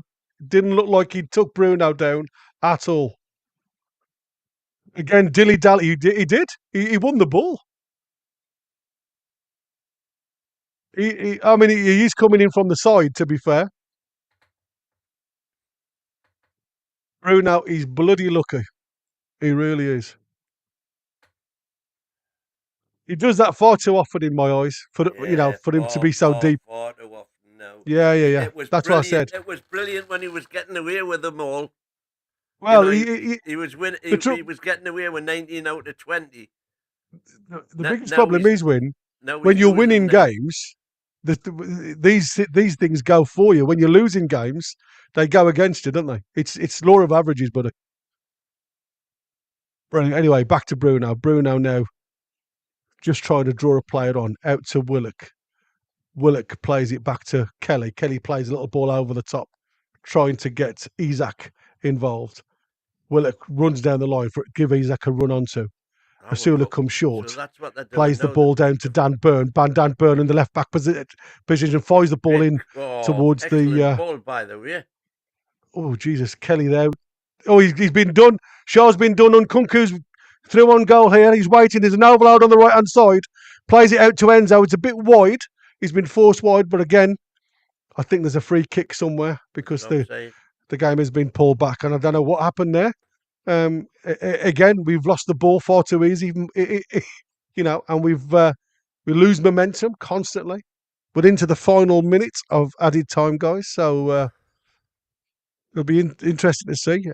But please, again, stay with us for instant match reaction from the panel, and also you'll be, to give us your opinions on what you've seen so far.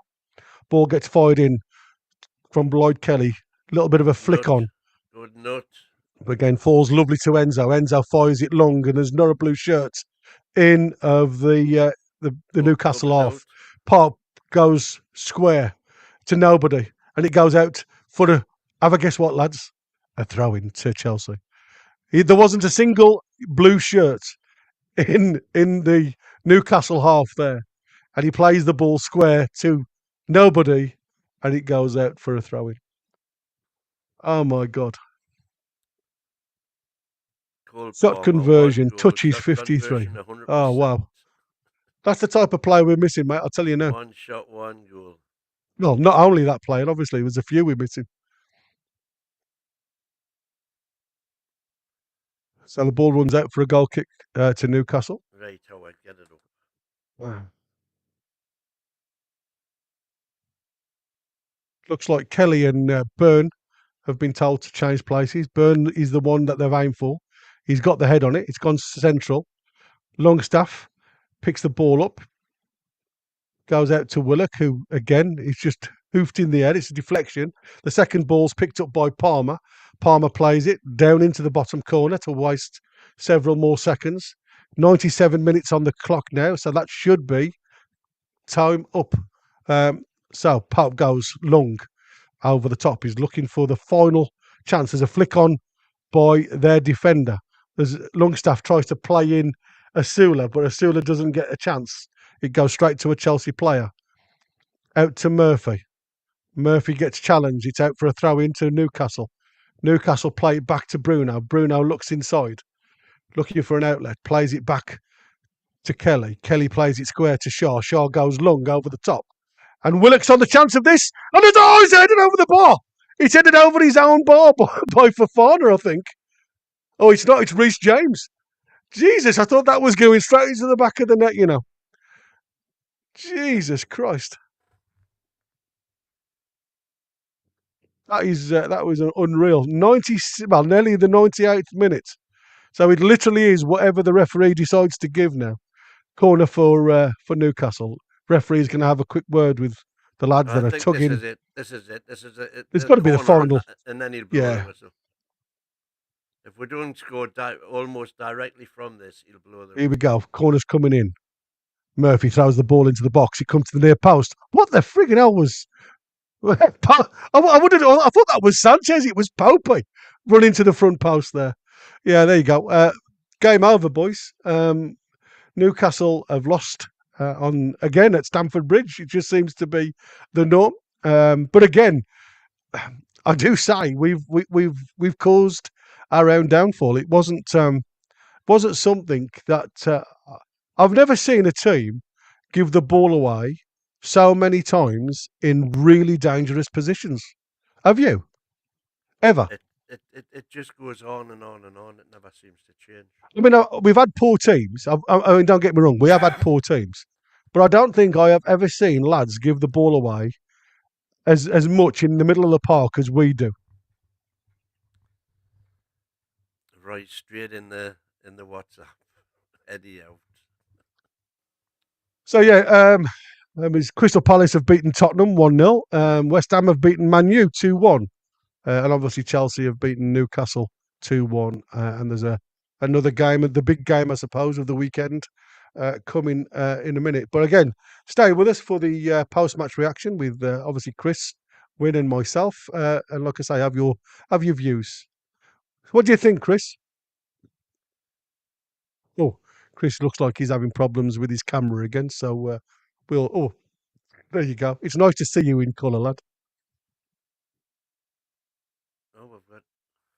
Oh, so poor. I'm sorry, but it was just really, really poor. And was Pope at fault for that goal, the second goal? We'll see you in the match reaction. I'm lagging a bit, so I will get into the match reaction, folks. Do we need to come Are we going direct there? Yeah, Are you direct? we're gonna stop the stream right now. We'll just go right there. You guys join the instant reaction right. Okay. studio.